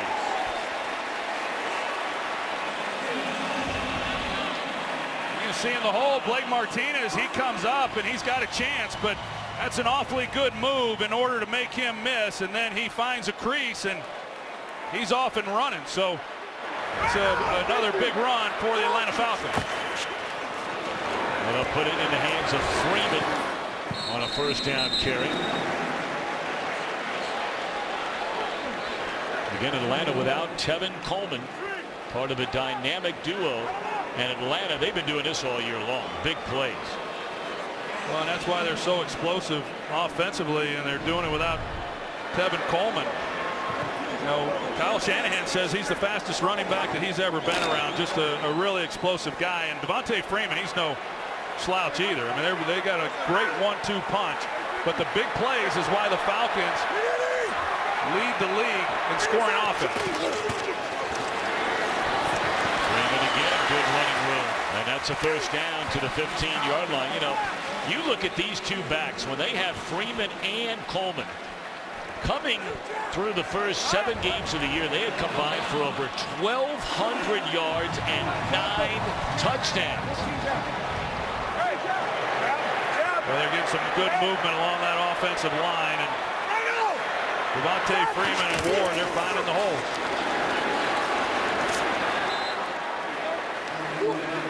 Freeman for a yard. Still in hurry-up mode, and now Matt Ryan says it looked like he was going to ask him to huddle up. Yep, they'll do. This will be the 10th play of the drive. 65 yards, better than 4 minutes.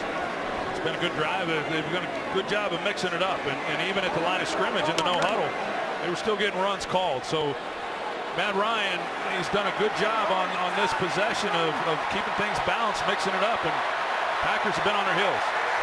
Jones in motion has not caught a pass since the opening quarter of this game. But they're doing it with a run in large part on this drive. But you got to believe a throwing down coming up here. 3rd and close to 6. Well, 3rd and 6, manageable 3rd down in the red zone, and this is a down that the Packers have won. The Falcons have not yet converted on 3rd down today. Nope, 0 for 4.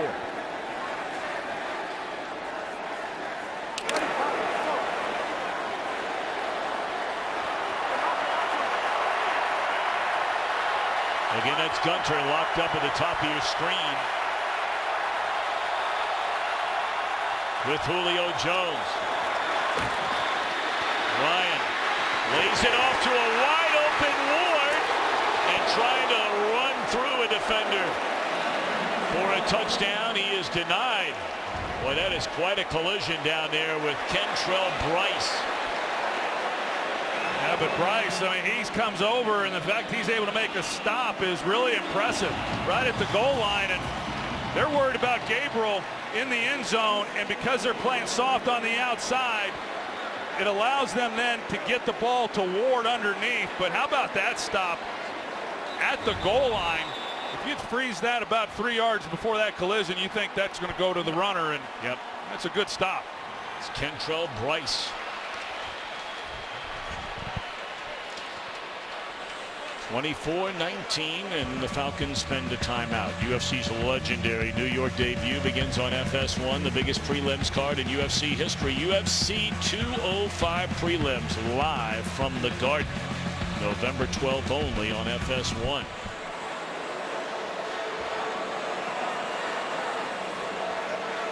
That previous play with Taylor Gabriel that he's running into the corner of the end zone, and they play soft. So That's then. Did you see Dimitri Goodson, who was underneath that throw, and it looked like when Ryan came underneath to Ward that it would go for the touchdown, but that's an excellent job by Kentrell Bryce. We'll see now. With 1st and goal, I would imagine they're going to hand the ball off and see if they can't get some movement along that offensive line. Well, they have an extra offensive lineman, Tom Compton, and out of the I formation, the fullback Patrick DeMarco leads away, and they can't get in. 2nd and goal. Looked like Ryan, the first one there. Pennell back from being suspended the first 4 games of the year. Guyon, all those big bodies in the middle. Yeah, Pennell, he's the one who was able to get enough of a push to disrupt that. Not give Freeman anywhere to go with the football. These are big physical guys inside. They're hard to move. Play action here would be a good play. Been a long time since the Pack gave up a rushing touchdown. They'll try it again, and again are denied. And again it's Pennell. Clinton Dix coming in along with Ryan and Julius Peppers. 3rd and goal. Looked like it's designed to try to go outside, but the tight end, Pololo, he gets pushed back, and then Freeman has to try to get back inside of that block, and there's just nothing there.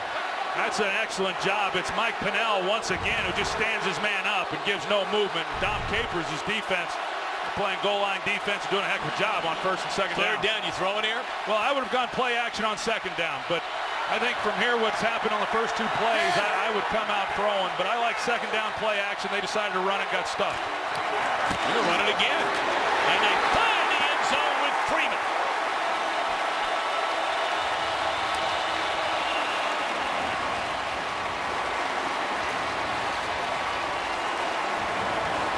Normally that's where they give it to Coleman. He's the touchdown leader with 5 of them.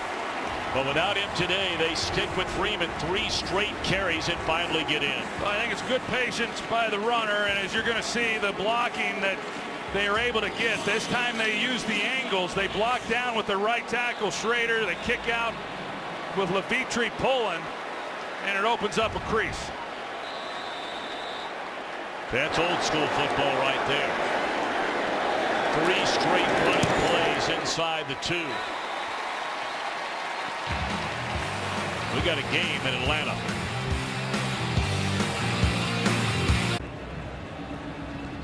What a drive, what a drive, what a drive. 14 plays, 80 yards. Chewing up 7 minutes and 31 seconds. Now Freeman gets the credit for the touchdown. Ward had a lot to say to get him down there.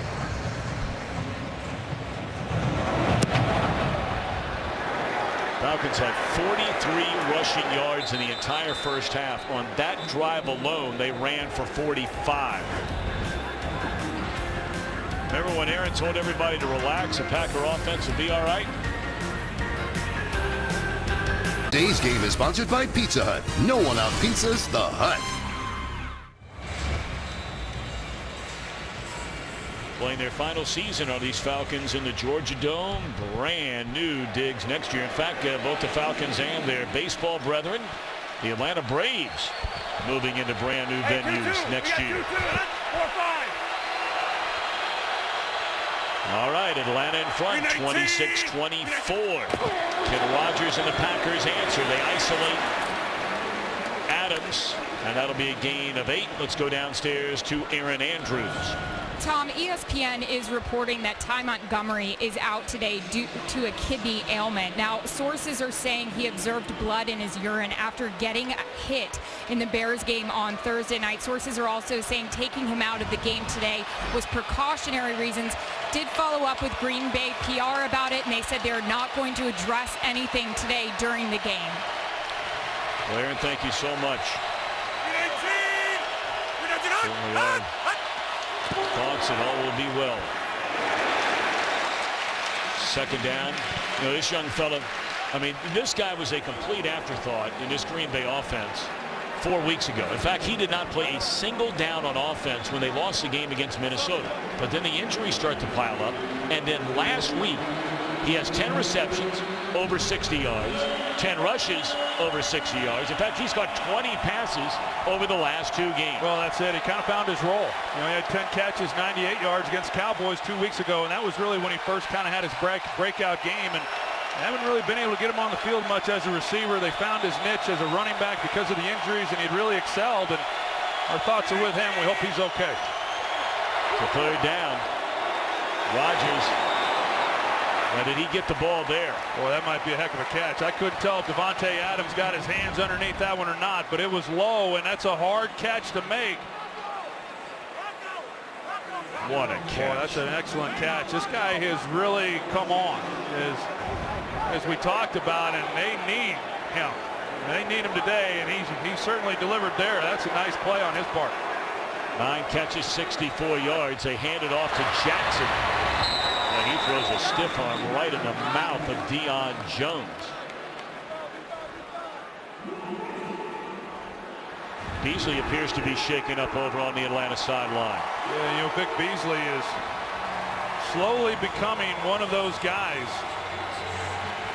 As he came off the field there holding his wrist, he's become one of those guys that I think as an offense you got to concern yourself with. When you go in on Wednesday and the game plan's being put in, the first thing you do is look at who the pass rushers are and how you're going to block them up. And he's become one of those guys that gets the attention of an offensive coordinator. He was injured almost all of last year playing with a bad shoulder, and he didn't tell anybody about it. Took a lot of heat for being a first-round bust.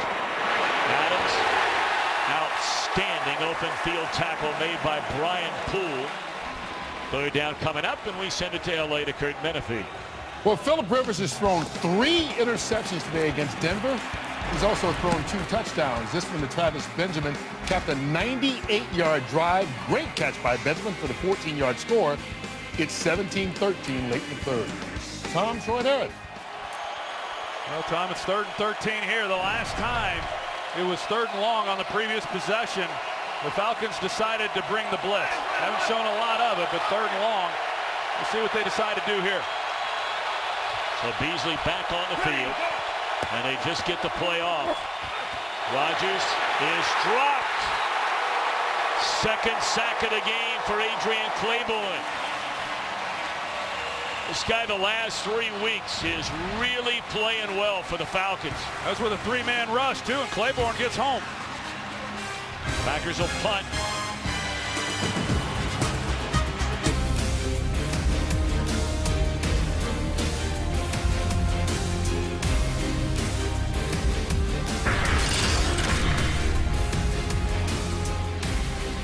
America's Game of the Week on Fox.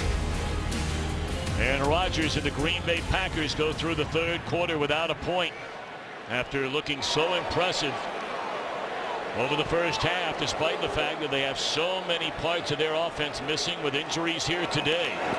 Atlanta's defense has really stepped up these last 2 series. Williams from the 15. And he crosses the 30-yard line. So Claiborne getting his 2nd sack of the game. And a big hug from his head coach. Today's game on Fox is sponsored by Hyundai, an official sponsor of the NFL, and by Corona Extra, who invites you to find your beach. Atlanta with a football and a 2-point lead. 12 seconds into this final quarter from the Georgia Dome in Atlanta. Ran the ball very well on their most recent drive, and they start off running the football here. Well, the one thing the Falcons have been able to do today is get off the field, or at least here in the 2nd half on 3rd down, and they've gotten pressure on Aaron Rodgers. You see Adrian Claiborne, he's the one who made the sack on that last 3rd down. They have 3 sacks in this game. They only had 19 sacks all of last year, the fewest in the NFL. This year, counting the 3 today, they have 18, so have almost matched last year's sack total. And they've been able to get some pressure in this half and get off the field on 3rd down. You know, 14 of those 18 have come in the last 3.5 games, and now the Packers acting with a sack of their own. The guy you brought up earlier, Troy, that you've liked his game for a number of years, and that's Big Mike Daniels. Well, he's a beast. I mean, he plays on the opposite side of the line of scrimmage most of the time. Pretty good coverage around the board, but inside, Andy Levitre, he gets pushed right back into Matt Ryan, and it's because of Mike Daniels. And you watch the tape on this guy, and he's an animal. And I know Dom Capers says he's the Tasmanian devil in there. He's not a real tall guy, but he's got some real power, and he just launches people inside. He's good in pass rush, and he's good against the run. He makes a big play. Pro Bowl alternate a year ago for the first time was Daniels out of the University of Iowa. Third down and long. And down goes Ryan again, this time in the arms of the great Julius Peppers, still going strong at 36 years young. Well, Julius Peppers inside, and you're going to see the job that he does as he comes off of the block. He sees Matt Ryan, he's on outside, and then as soon as Ryan tries to step up, he comes off of it, makes a veteran play, and they try to minimize his snaps, a little bit like what Atlanta does with Dwight Freeney. And he makes a big play to force the punt. You know, as he's gotten older, we don't call his name as frequently as we used to, but when you look back on the career of Julius Peppers, he is truly one of the game's all-time greats. Davis already has a big return today. Flag down as he slammed down.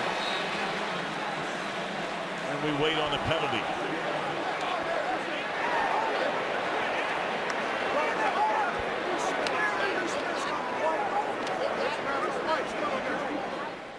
Now, to finish that thought about Julius Peppers, you know, we know what he's done in the NFL. 6 most sacks in the history of the game. We're in the return. Personal foul, grabbing the face mask, kicking team. 15-yard penalty. First down. Timeout. So a timeout, that's a big penalty on the Falcons. Attack on 15 to the return, and there's one they didn't pick up. Before we went to break, Walt Anderson said the penalty was on Atlanta. It's on Kentrell Bryce in Green Bay. Well, that's the right call. It looked like when we went to commercial, the Packers were going to have outstanding field position. They corrected the mistake on the call, and Kentrell Bryce definitely had a hold of the face mask, and now it backs him up. So instead of having the ball on the 42-yard line, which is where it would have been if you tacked on the penalty following the return, this drive will start at the Green Bay 14-yard line. Now, the fourth quarter of the last 2 weeks, the Falcons had leads in Seattle, had a lead here at home last week against San Diego, and let them get away. Both turned out to be losses. Yeah, that's when you got to be good. I mean, this game, a 2-point game. It's anybody's game right now, and it's who's going to make the plays and who's not going to make the big mistakes. Into the hands of Adams. And that is an outstanding job by Brian Poole. You know, Poole was brought in as a college free agent. Some may forget Dan Quinn. He was in Seattle. He went to the University of Florida to be the defensive coordinator for the Gators. He recruited both Brian Poole and his starter at safety, Keanu Neal. Well, when you're an undrafted guy, a lot of times when you're trying to make the team, you look for the easy matchups in training camp, and he jumped out in the coaches' minds because he was the one who offered to go against Julio Jones. He wanted to play against the best. They liked his tenacity. He made the team, and now he's basically a starter as their nickel corner. Ready, go. Second down.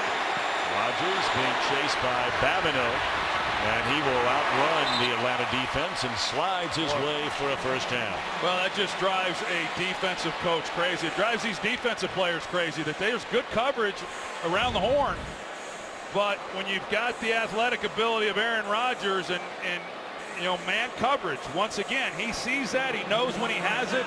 All right, you got him covered up, and now you got to account for him, and he's had a couple nice runs in this game picking up first downs. See 45 yards rushing for Rodgers. He just looks like he's gotten some of his swagger back in this game. When you watch him, you can tell it in his face. Ready, go, go. Well, there is very little doubt who they want to put the ball into the hands of here down the stretch, and that is really their lone man standing. And you could say Nelson, but he's not all the way back from the injury. It's Davante Adams. Yeah, and they've moved him around a little bit too, and he's absorbed it. You know, to be able, as you look at the numbers that he has, last week 132 yards receiving, today 12 catches, He's been a real focal point, and when you can move a guy around like him and put him in the backfield and have him do things, it talks about, you know, that him being a smart player and he can take on a lot of different roles. Ready, go. 10:30 to go here in the fourth quarter. And Rodgers just weaving in and out of traffic. It looked like he should have been sacked, and he picks up 3. We'll take a look at kind of what Aaron Rodgers is seeing in some of the coverage down the field. They've got a free guy in the middle, and he's the one who's got his eyes locked as they're in man coverage. He's free, and he's watching Rodgers. Now Rodgers makes a miss right there, and he's able to get a few more yards. But after he's scrambled and picked up some yardage, when they went to the man there, they're going to try to keep him in the pocket, but he still picks up pretty good game. Ready, go. Ready, go. Second down and 8. Lofted and caught by Geronimo Allison. There is a penalty flag about 5 yards beyond the line of scrimmage. That generally is going against the defense. It's a good throw by Rodgers on that play.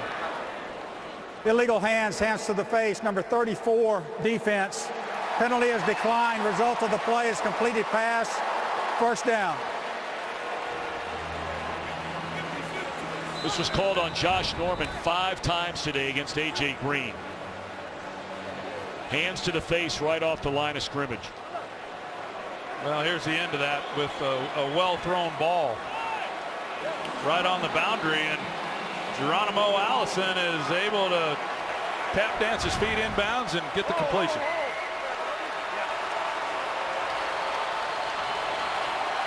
There are players for each of these teams today on offense. Well, with all the injuries and key people missing, is a big fella rumbling to the 38-yard line. Ripkowski, he just ran right over Beasley. Well, he got a little help from his right guard, T.J. Lang, who is having a heck of a season this year at right guard. And Ripkowski, he's a load, and then you add, what, 320 pounds with it. You're going to have a hard time getting him on the ground. 21. Yeah. Ready, go. Money. Ready, go. They'll give it to the big man again. And he's spun down 2 yards short of a first down. So, you know, you look at all the inactives for Green Bay, and especially on the offensive side of the football for a minute. Cobb, Montgomery, Starks. We know Lacey's not here at all. So you have guys today like Geronimo Allison, just signed to the active roster, has a touchdown. Trevor Davis, a rookie, his first career catch, his first career touchdown. Ripkowski out of the backfield and the job he's done. And the same thing on Atlanta's side. Teron Ward, Austin Hooper. Been an interesting day for guys we've not heard much from. It's a big third down. Rodgers may run it. He will, and it's a first down to the 24-yard line. Well, Rodgers is going to run this defense right out of man coverage. I talked about it earlier. It's not a defense that plays a lot of man. They're primarily a zone coverage team.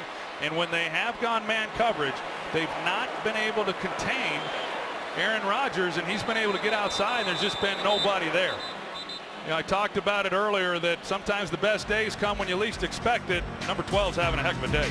T.J. Lang hurt for the Packers. They'll look at him, and we'll be back. Today's game on Fox is sponsored by Lowe's. T.J. Lang has been bothered with a hip injury this entire year. It's the second week in a row he's had to leave a game. Aaron Rodgers, 60 yards rushing, a career high. Rodgers came in with a total of 96 rushing yards for this entire year. Well, Ripkowski's been able to have some success when he's ran the ball. He hadn't run it a lot, but the Falcons defensively, they've tightened up on some of these runs from Don Jackson, but yet they've not been able to control Aaron Rodgers. And Don Barclay there comes in for T.J. Lang at right guard. Ready, go.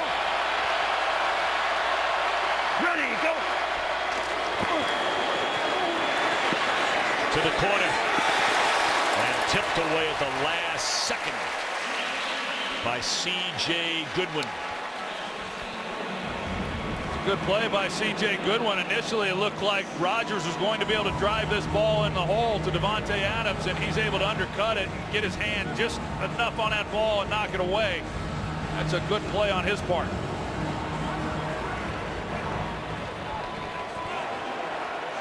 These Atlanta Falcons feel like they should have a 6-1 record coming into this game. Each of the last 2 weeks, they've had fourth-quarter leads and could not nail it shut. They have a 2-point lead with 7:08 to go. Rodgers and the Packers knocking on the door. Catch is made by Janis, short of a first down. Tackle, let's see, they'll put it at the 18-yard line, so it'll be 3rd down and 4. Tampa Bay lost earlier today with a chance to go to 4-3. That was a wild one, an overtime loss to the Raiders. New Orleans shocks Seattle at home. It's a big game for Atlanta, crossing pattern, and Nelson may have run himself out of a first down. Well, that's exactly what happened. Jordy Nelson, he gets the ball and he's in position. If he plants that left foot and gets up the field north and south, he picks up this first down. He runs the quick drag route right there. If he plants it and just heads up. But Alford comes up, and you see that Dan Quinn's trying to get a timeout called, but we'll see whether or not they actually gave it to him. But he was trying to get a timeout called before that ball was snapped. It looked like Alford was the one who came off and made the play on Nelson and kept him from picking up the first down. Boy, Jordy Nelson's been around long enough now. He's got to know better. Right there, he's got it. And then he gives it up as he tries to get out and around Alford, and Alford makes a good open field tackle. Green Bay is challenging the ruling on the field that the receiver was short of the line of game. I thought maybe the officials were huddling to talk about whether or not the timeout was called, but it's either going to be a first down or 4th and short.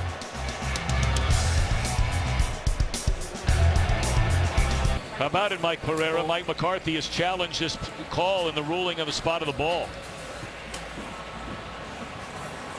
Yeah, what you've got here is you've got contact by the defender, and certainly Jordy had the first down, but he's going to get the ball really where he's first contacted by the defender and watch him go now back the other side of the 14. I think the spot was a little bit short. I think they could move it forward some, but I still think he's short of the first down. It's the point of contact when the defender first makes contact.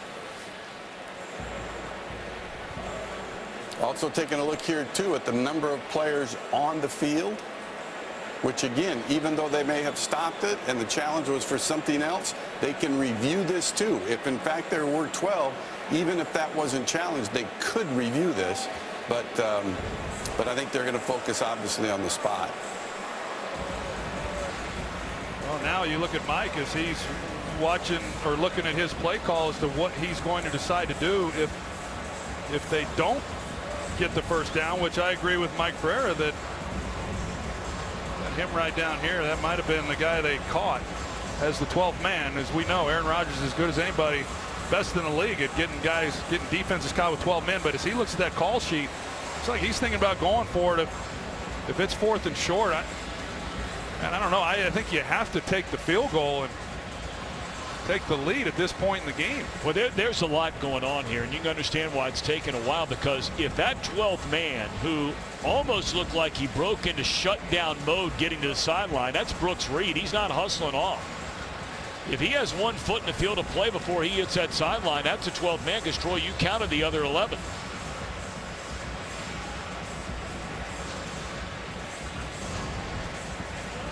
The snap of the ball was a 3rd down and 5. So if they have 12 men on the field, this is going to be an automatic first down. Doesn't matter what Jordy Nelson did. After reviewing the play, defensive player number 50 was attempting to get off the field, was not off of the field when the ball was snapped. That's defense, 12 players. That's a 5-yard penalty, and the 5 yards result in a first down. Green Bay is not charged with a timeout. That was the guy, Brooks Reed. You're right, Tom. I mean, he's just kind of casually jogging off the field, and I don't know that Rodgers saw him. I mean, maybe he did. He probably did, knowing how many times he's done that. And that might have been why Dan Quinn was running over there. He was on his sidelines running over there trying to get the timeout called, knowing that Rodgers had gotten under center while they were trying to substitute.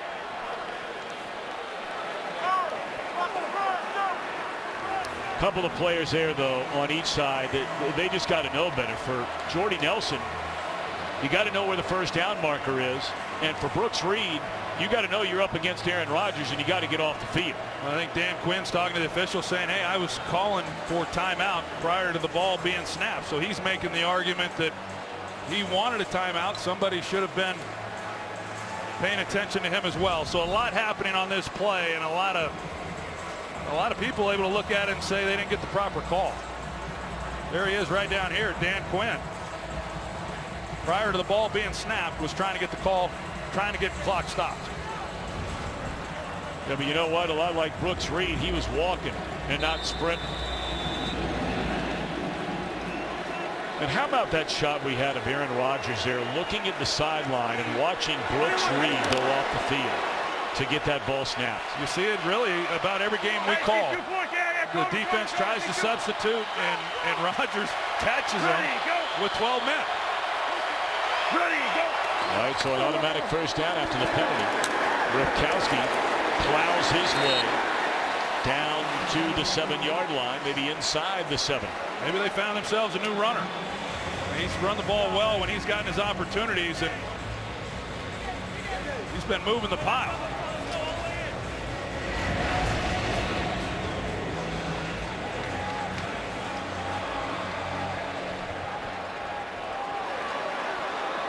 You see right there, number 70 is back into the game for the Packers. TJ Lang back at right guard. Ready, go. Please go push. Ready, go. Ripkowski is ripped down by Grady Jarrett. Third down coming up inside the 10. That's a big third down in this ball game here, and to see whether or not, assuming that if they don't make it, the Packers make the field goal, what then the Falcons would need to do to retake the lead. A touchdown here by the Packers, and it will force Atlanta to come back with a touchdown of their own. 13th play of the drive, chewing up better than 8 minutes. Hey, come down. And we're closing in on 4 to go, a 3rd and 4. Ready, go. Go.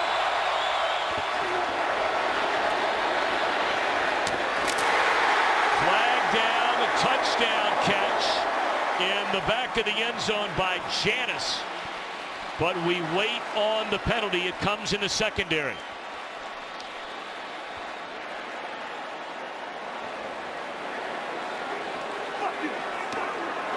Not sure where the flag is. We'll see how they do it. But I tell you, that was one heck of a throw by Aaron Rodgers in the back of the end zone, moving to his left. I thought he was going to try to hit a crosser route underneath. Holding number 37 defense. That penalty is declined. The result of the play is a touchdown. Packers are going to go for 2 here. Jordy Nelson is going to be on the back line, and you can see as Rodgers slides to his left and then having to lead him with a receiver running away. And he throws another dart. And Jordy just beats his man to, or excuse me, Janis meets his man to the middle. Might have gotten away with a hold there on Upshaw, but it's a heck of a throw by Aaron Rodgers, fitting the ball into Janis on the back line, moving away from the throw. Well, they're going to go for 2 to try and make it a 6-point spread. We saw earlier today Cincinnati and Washington ended in a tie. It would not have been a tie had Mike Nugent, the Bengals field goal kicker, made a point after touchdown. I like the decision here. It's the right decision to make. Ready, go. Aaron Rodgers, 4 touchdown passes today. And he's going to run this one in and convert the 2-point conversion. So many early this season have been asking about Rodgers. Is he the same guy? Is the Packers offense the same group? We hearken back to this. RELAX. Relax.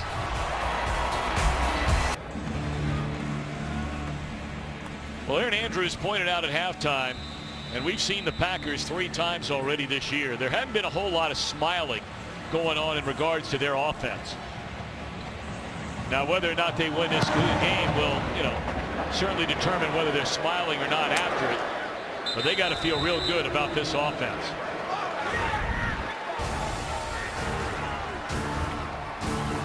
Beasley took the bite on Ripkowski. Rodgers runs it in, celebrating the 6-point lead. Small screen, stadium-sized content. Watch live local Sunday games on your smartphone with NFL Mobile. Matt Ryan, 24 come-from-behind wins in his outstanding career. He has 32 game-winning drives in the fourth quarter or overtime, including the postseason in his career. Does he have another one in his pocket today? First down, that's Mohamed Sanu, and that's a gain of 8.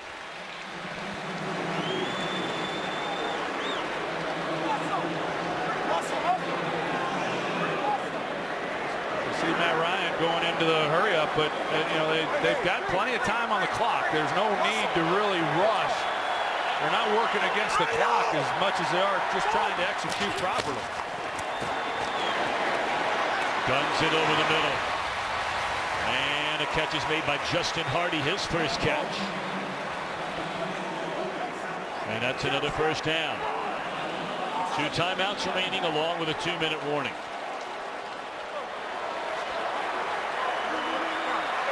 Julio Jones still without a reception since the first quarter of this game. He clearly has been playing injured.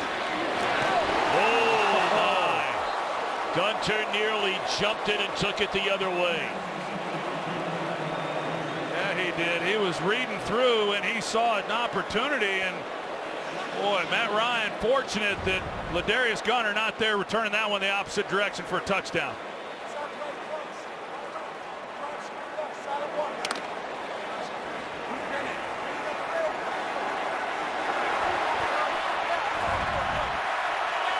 Second down and 10.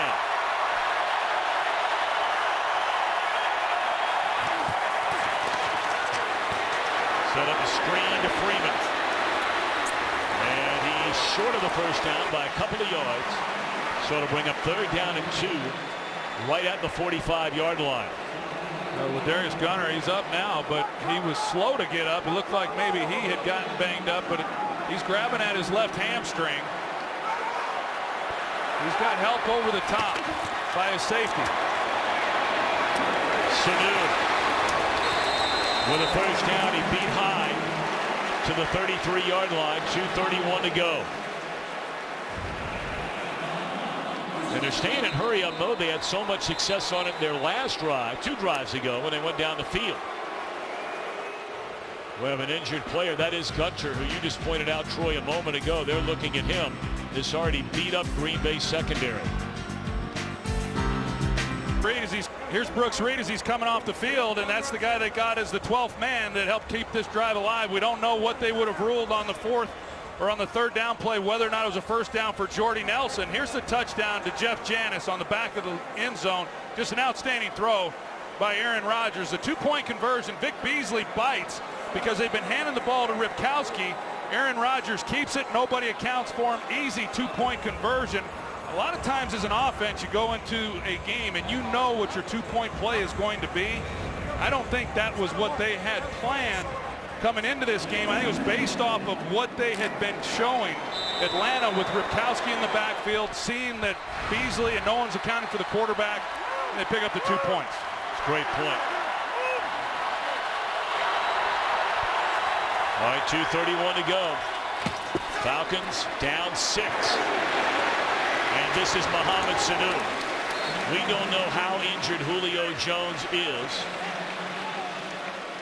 The first minute or 2 of the second quarter, he caught a pass, his 3rd reception of the day. He's not caught a pass since the first half. And we have reached a 2-minute warning. Can the Falcons win one in the fourth? Today's game is sponsored by Verizon. Join a better network because better matters. 5 lead changes, nearly 700 yards of offense, a 2 quarterbacks, 6 touchdowns without an interception. 2 minutes to go. And Green Bay leading by 6. Second down. Freeman is wrapped up and tackled by Joe Thomas. Well, when you're down by 6, you're in 4-down territory anyway, so this is 3rd down coming up. Well, they got the first down. They were able to get enough there to pick it up. I beg your pardon. You have a new set of downs, but you know, right now you're kind of balancing, trying to get the ball into the end zone and get the touchdown that you need, and also not leaving a lot of time on the clock for Aaron Rodgers. Clock running, 1:25, first down, and in and out of the hands of Julio Jones. And for the 3rd straight week, late in the game, Jones is looking for a flag. This looked like a good throw. It was tight coverage. And then Clinton Dix was right there. I saw that ball pop up. It looked like he had an opportunity to make an interception. And the ball, it hit him in the hands. He's not able to make a play on it. But I thought that was pretty good coverage there. It was a tight fit to try to squeeze that one in by Matt Ryan. That is the first time Jones has been targeted in this second half. Still doesn't have a catch in it.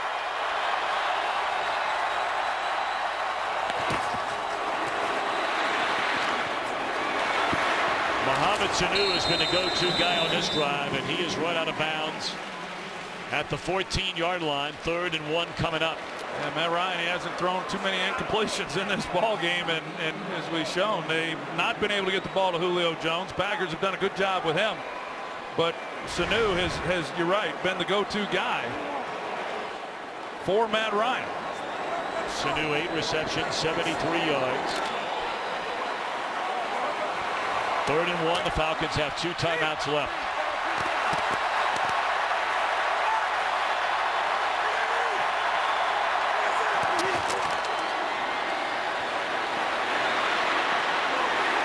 And that looks like it's enough for a first down. And again, it's Austin Hooper. He's one of those guys we brought up earlier, having the best game of his career. Hooper 5 catches. They almost made that one a little tougher than it needed to be. I think Matt Ryan thought he was going to stay on the run. Hooper started to pull up, and they were still able to get the completion in the first down. Clock winding to 42, 41, 40. Snap of the ball at 37. Mohamed Sanu with a touchdown.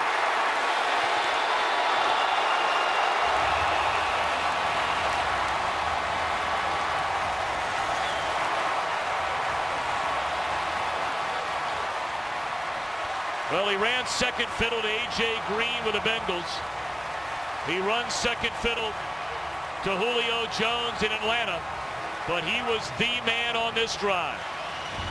Well, Sanu, he comes at Jake Ryan, and he's been running those crossing routes, those shallow routes, and Jake Ryan kind of bodies him up like he's going to try to run a drag, and then he takes up the middle of the field, and Jake Ryan gets caught on his heels and makes for an easy throw then for Matt Ryan in the touchdown.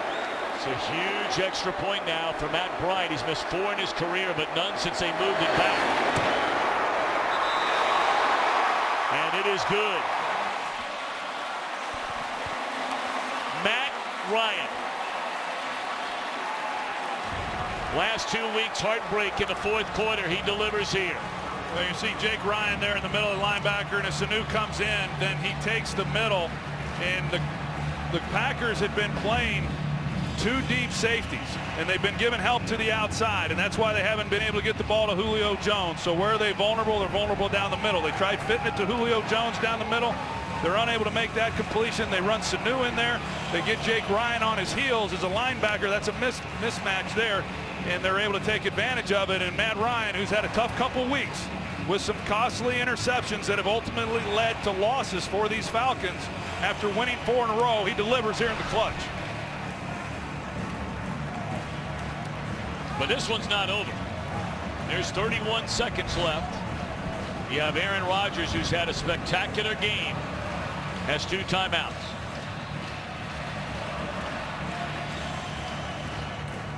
Talked about it, Mohamed Sanu, who I really liked when we had an opportunity to cover the Cincinnati Bengals, and I thought he was a great compliment as the inside guy to A.J. Green there. I think he's an outstanding compliment to Julio Jones for this Falcons offense, and he had himself a day here in this one.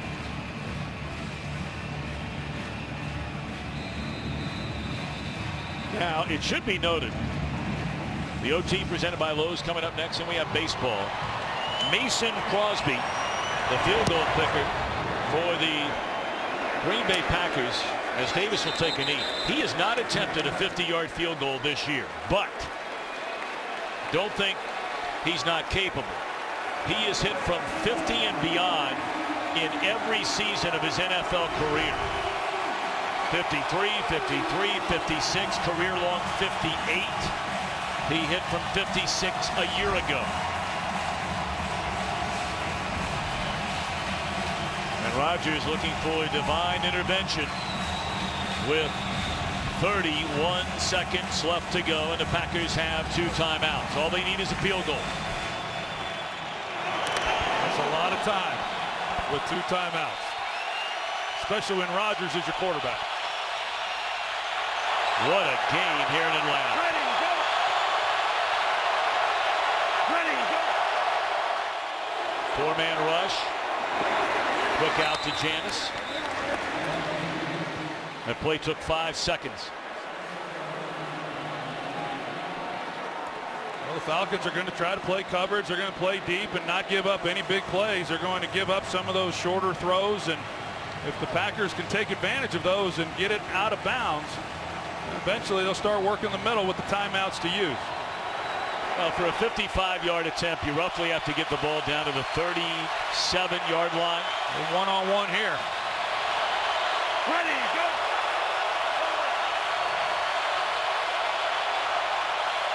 Ready, go. There's some kind of hand signal to somebody there by Rodgers. He's looking way down the field. And it's incomplete. That was Jordy Nelson, and good coverage by the rookie Neal. It's a good idea, though. It's a good idea as Jordy Nelson, he's banged up coming out of that play. They're able to get a shot at him, just a ball that gets away from Aaron just enough, but they're trying to work this in. They had one-on-one to the left. They worked Jordy Nelson in behind that. He's got position for a play. Ball just goes high. Well, Nelson got off the field wisely, because if they have to tend to him, they would have charged Green Bay with a timeout. And we talked about roughly the 36-yard line. You know, his career long is 58. That's 4 years ago. He hit from 56 last year. So you'd like to give him a little bit more wiggle room than that. Well, they did end up taking away the timeout.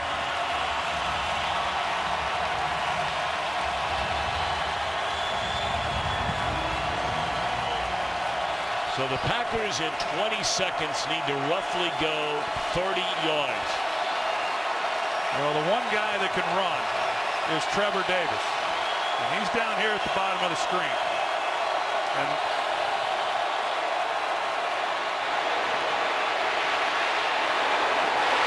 broken up. 14 seconds remain. That's Goodwin, who had a big play on the last drive.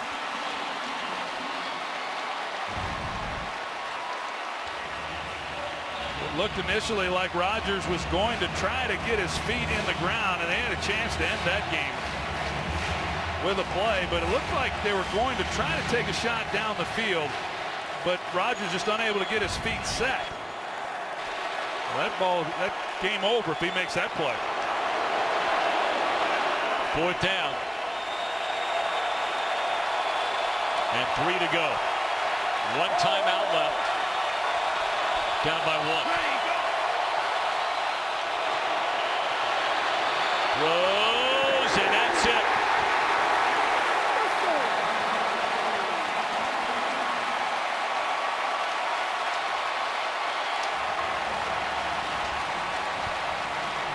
Davante Adams he was open down the field, but had not turned around to look for the ball. Here's Jordy Nelson initially, nothing there, and then he comes outside, Davante Adams, and Rodgers, you saw him signal to Adams after the play was incomplete that he just wanted him to give him something towards the boundary, and it becomes street ball at this point. 4th down, you're just hoping a guy will see what you're seeing and come off of coverage, and he doesn't, but credit the Atlanta Falcons. Matt Ryan takes him down the field after the Packers had taken a 6-point lead. He drives him down with a touchdown, does an excellent job. And the defense, this young defense that we've talked about, that Dan Quinn is slowly molding into what he wants in a fast-flowing, aggressive group. They do their job against one of the league's best in Aaron Rodgers. It's a big win for the Atlanta Falcons. Well, they only badmouth your defense when you give up 32 and you score 31. You give up 32 and score 33. Everything's A-OK. Back in a moment.